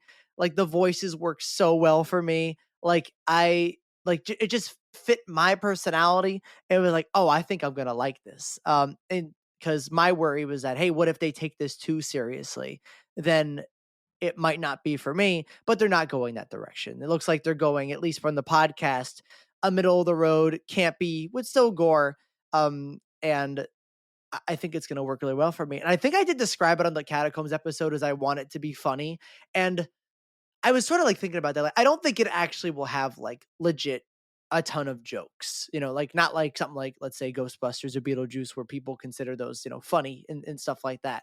Um, but I think it'll be funny for my taste. That I think a lot of stuff in this house will be like not intentionally funny, but stuff I just get addicted to and just start laughing at, just like with my personal humor. And I think that's what this is going to be. I'm really excited. I love the potential Halloween vibe. I mean, the podcast is giving a little bit of wicked growth with the, you know, the witches area and stuff like that. I'm excited for all the different variation of goblins. I could just go on and on and on. I'm really, really, really excited for this one. And I think it has a lot of potential and could potentially surprise a lot of people depending on how they execute it. So yeah, Goblin's Feast number 2. Well, that is why they call you Goblithin, I guess. Yep, that is, I guess. All right, well, now I believe we've hit our number 1, right? Okay, it is time. And mine kind of hasn't changed. I think I've actually said this straight up that this will be my number 1 on my hype list, and it's stuck there. That is Museum Deadly Exhibits. I don't know what else to add because I've talked about it since it's been announced, and that I'm a dork and I like history, I like cultures. Um, I don't exactly know what this is going to be. I fully avoided spoilers. They didn't give you too much detail on what to really expect from this. And that's the excitement of the unknown for something I just really excited for. I will say, typically, if I wasn't so excited about the subject matter itself and kind of what it's built around, this is something that would end up a lot lower. You know, like we didn't get a lot of detail. We didn't get a podcast for this one. I don't know where it's going to go at all. Like that sounds more like a 5 or lower, right? But like I'm just so interested in this museum concept that it's got to be number 1. And it could fall flat on its face. Don't get me wrong. I think this probably has the highest chance to drop a long way. Um, but if it hits, it's going to hit really, really hard for me. So I have to put it number one on my hype list because I'm very excited to see what this ends up being. Cool. Well, I will go next, and mine is Major Sweet's Candy Factory. Um, Ever since the announcement of this one, it has was it's went to my number one and kind of stayed there. I do hear what you guys are saying about the location, but I in my mind I've kind of from the beginning just kind of separated it from that. There was like rumors of where it was going to be, and it was I just kind of ignored all of that, and I just kind of continued to ignore that. I will say that um, now that it's come out that it's just solely in a tent, that almost makes it higher than like I'm more excited now because I my concern of in Fast and Furious is this like that disjointed about going from the outside into the inside and with like the courtyard and stuff like that is always just kind of doesn't necessarily work for me, and I was worried about how it would work in this particular one. Knowing that we're going just getting a just plain tent with a facade, that was another thing I was concerned about, like how are they going to pull off the facade in the middle of the Fast and Furious building. um are we not going to get one? So some of this stuff has already been answered for me, and because of that I'm even more excited now. We are getting a facade, and we're getting a decent sized tent, and we've seen before with like puppet theater and some others. We can get scale, we can get a beautiful sets inside the tents. They were able to make us feel like we were in a giant theater inside of a tent. Yeah, that was a sprung and not necessarily like the MIB tent necessarily, but um we've had good houses in MIB tents as well too. So I'm not as concerned anymore. I was more concerned when it was the weird half inside, half outside type of thing at Fast and Furious. I'm less concerned when it's just okay, it's just in a full tent. That being said, I just this one just I think it's just going to be fun. I think it's going to be gory in its own way. I think the setting is fun. I think a candy factory, just getting like like a Willy Wonka ish type of vibe, but with like at Halloween Horror Nights is something that I've always just kind of wanted, and we're finally getting it. And I really hope it's good. It could be the Spirits of the Coven of the year, and it could be my favorite, and it could end up being my least favorite or ninth or eighth or whatever. Like I really don't know what to to expect, but I am very excited, and I can't put it lower than number one. I really appreciate the optimism, and I hope it actually ends up being your number one because you seem really excited about this, and I want this house to succeed. I really, really do. I hope it does. I think you made good points though about MIB having good houses. Yeah, it's just in a pure tent now. I Yeah. think the fear of the Fast and Furious is valid because I think that has kind of a disjointed location, and the way Mhm. that they've done it with like the Freaky and the Black Phone, that worked, but like with Chucky, it didn't necessarily work. There's a lot of things wrong with Chucky to begin with, but like I do see that like going from like um inside a building to outside in a courtyard for whatever reason you have to theme that and then into another section. That has always been kind of a strange thing. I'm glad we're not having to deal with that. We're just in a tent, we have a facade. I'm excited to see it all come together. I think it's probably also better to approach it if you like a concept, just like the concept and be excited for that and don't worry Yeah. about the smaller details. Obviously, I said something different, but I'm not as excited for it in the first place, so it doesn't Mm, apply as much. But like, Yeah. if Museum was in a location that was different, I'd be like, I don't care. I love the fucking concept. Let's roll with it. yep. Jonathan, do you want to go? Yeah, sure. I will go. And this one, you guys had a lot of concerns, and I do too. I do have concerns, but my nostalgia and hype for this house are sort of overruling those concerns, and that is Slaughter Cinema 2. Not only was the original Slaughter Cinema, I mean, my favorite original house of all time that I've experienced, and it still is, but it's also one of the first houses I've ever experienced because it's from my first year, HHN 28.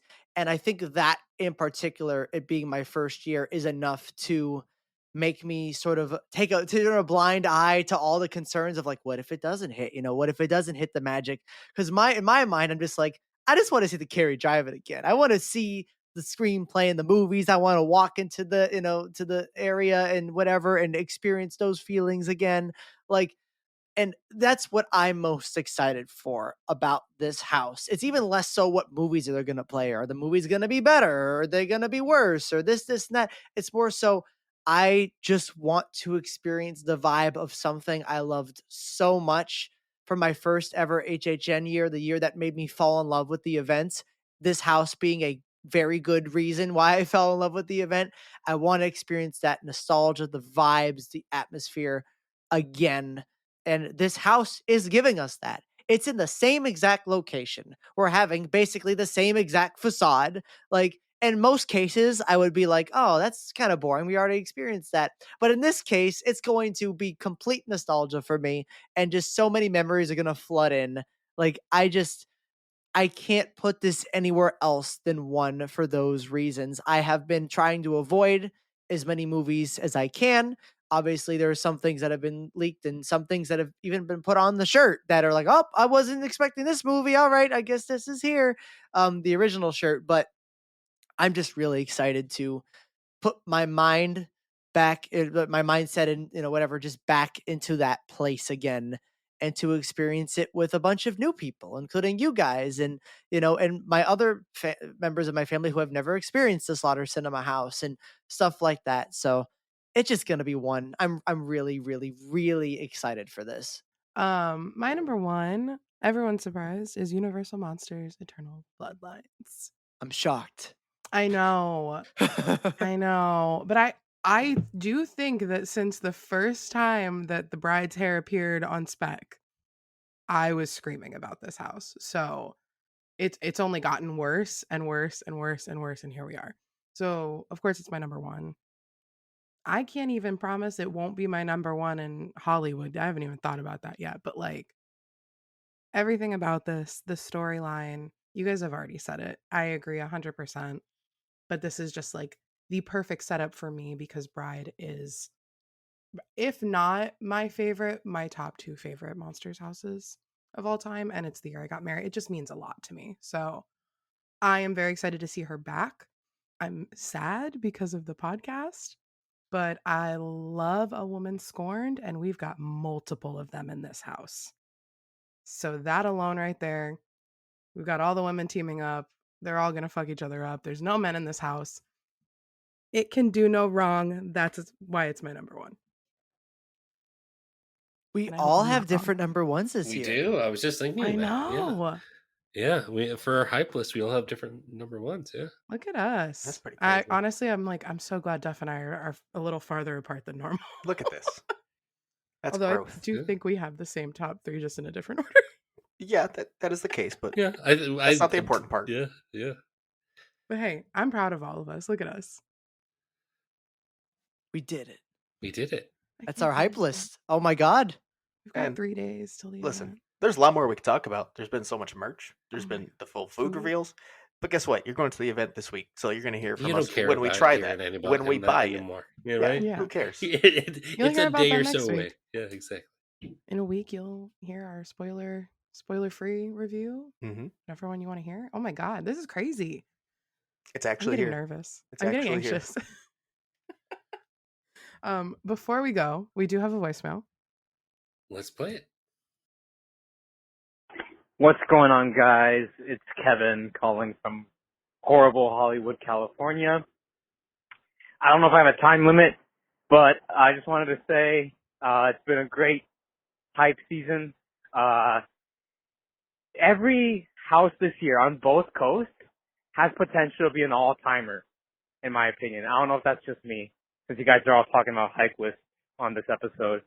I don't know if you're hype list yet, but yeah, it's gonna be a good year, and I just wanted to say, congrats and all that. Yeah, can't wait to do it again next year. I've been honored to take photos for you guys and all that. But yeah, get hyped, get excited. Bye. Thank you so Kevin. much. We're honored you take photos for us. Yeah, absolutely. Perfect voicemail to lead us into opening night and I opening know, weekend. right?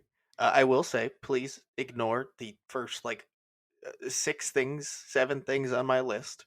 Or no, not that much. First 3 things Yeah, on my jeez. list. If you want to talk about all timers, because I don't think so. I will say, I think every house, I really do think this. There are some years where I don't, some years where I'm like, I don't really know. I do think every house on this list has the potential to be at least good. Like I think that Isn't that every year though? We think that? Jonathan, we live there in are some Orlando. years where there's a house where it's just like, I don't know at all. Like, Okay, that was just Chucky, honey. That was just Chucky. yeah, But we thought yeah. Chucky could be good going into it, right? Oh, I thought it Yeah. was thought it was going to be number 1, and I was just completely, I yeah, mean, that did not happen. I thought it could have been a fine house in Orlando, sure. Not Yeah. good. I really do think every house this year does have potential. I don't know if it's exactly all timer, but I think every house, like, I'm really hoping we don't. I think the past couple of years we've had a dud, just like a 10 that's an actual dud, and it's like just tug on your shirt collar, not great. I really am hoping we're not going to get that this year. Like, that's what I'm trying to say. I don't think we're going to get a dud. At least that's my hope. A hell block, a Chucky ultimate kill count, the ones where we're like, yep, did not work. Yeah. I hope we don't get that. And I really think all these have potential to not be that, which is good. So and especially in Hollywood's Coast too, like what you're talking about, Kevin, I do think there's a lot of potential in that lineup as well. And the stuff that Hollywood has exclusive, to you guys, I think all of those have a lot of potential. It's an exciting year.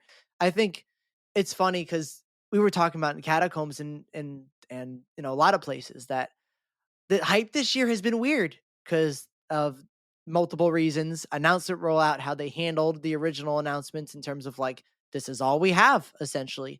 Unmasking the horror tours, not getting some information until really late. The rollout of the final week of Scare Zones plus Eternal Bloodlines plus Blum Zone for some reason. It's been a weird year. And it's a year that went by fast, but I think as we're approaching the finish line now, we're not quite there yet for Hollywood, but we're there for Orlando. The hype is here, the hype is real, and it's exciting. And we really, really appreciate you for taking all the pictures and stuff for us. It really means a lot because we're not out there. We can't get those pictures. Yeah. We're not in California. So you do a lot for us, and we really, really appreciate it. Yeah, thank you, man. Yeah. Seriously. All right. Well, before we wrap up, as always, you can find us on Twitter, Instagram, and YouTube at HHN365 and on TikTok at HHN365pod. We have an amazing Discord. The link is in the description. And we have a merch shop at HHN365.com. You can always leave us a voicemail at 407-906-4134. And we'll see you in the streets. Literally. Like right Yeah. now.